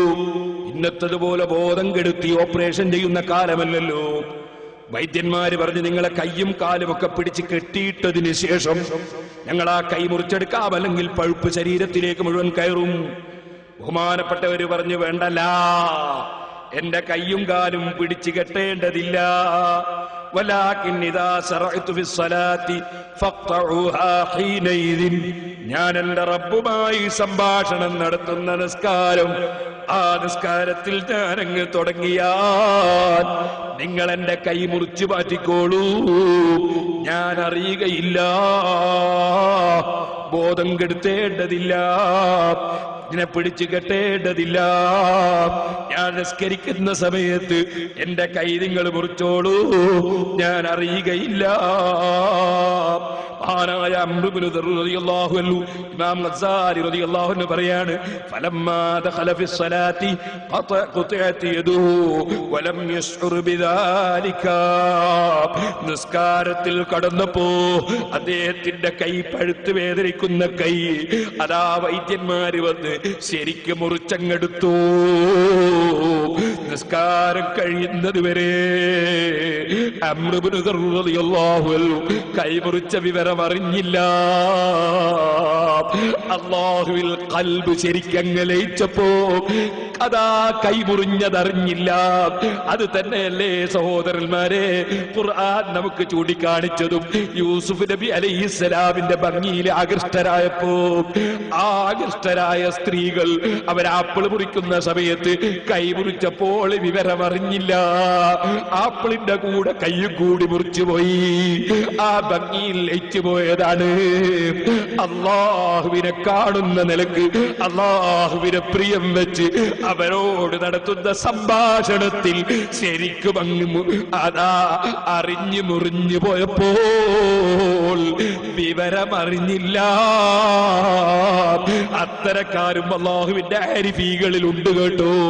അതുകൊണ്ട് തന്നെ അത്രയൊന്നും നമ്മളെ കൊണ്ട് നിനക്കും സാധ്യമല്ലെങ്കിലും അവരെ ബഹുമാനിച്ചാദരിച്ച് റബ്ബിനോട് പ്രാർത്ഥിക്കണം. റബ്ബേ, എന്റെ നിസ്കാരം നീ നീയുമായുള്ള സംഭാഷണം അതിൽ നീ ഖുശൂഇനെ തരണം റഹ്മാനെ എന്ന് റബ്ബിനോട് പ്രാർത്ഥിക്കുകയും ഖുശൂ ഉണ്ടാകാൻ വേണ്ടി അല്ലാഹുവിന്റെ റസൂൽ നമുക്ക് പഠിപ്പിച്ച നേരത്തെ ഞാൻ പറഞ്ഞ വിഷയങ്ങളൊക്കെ ജീവിതത്തിൽ ഉൾക്കൊണ്ട് നിസ്കരിക്കുകയും ഇതിന്റെ കഴിഞ്ഞ ദിവസം ഞാൻ പ്രസംഗിക്കുമ്പോൾ ഇമാം ഗസാലി തങ്ങൾ നമുക്ക് പറഞ്ഞു തന്ന ചില ഉപദേശങ്ങൾ, ആ ഉപദേശങ്ങൾ ഒന്നുകൂടി കേട്ട് മനസ്സിലാക്കി അത് ഉൾക്കൊള്ളാൻ ശ്രമിക്കുകയും ചെയ്യണമെന്ന് എന്റെ സ്വന്തം ശരീരത്തോടും നിങ്ങളോടും വസിയത്ത് ചെയ്ത് ഞാൻ എന്റെ പ്രസംഗം നിർത്തട്ടെ. അർഹമുർ റഹീമീനായ അൽ മലിക്കുൽ ജബ്ബാറായ രാജസയ്യിദായ റഹ്മാനെ, ഞങ്ങളെ മജ്ലിസ് നീ ദുആ ഇജാബത്തുള്ള മജ്ലിസാക്കണം റഹ്മാനെ. ഞങ്ങൾക്ക് ഖുശൂഅോടുകൂടെ നിസ്കരിക്കാൻ നീ ഭാഗ്യം തരണം റഹ്മാനെ.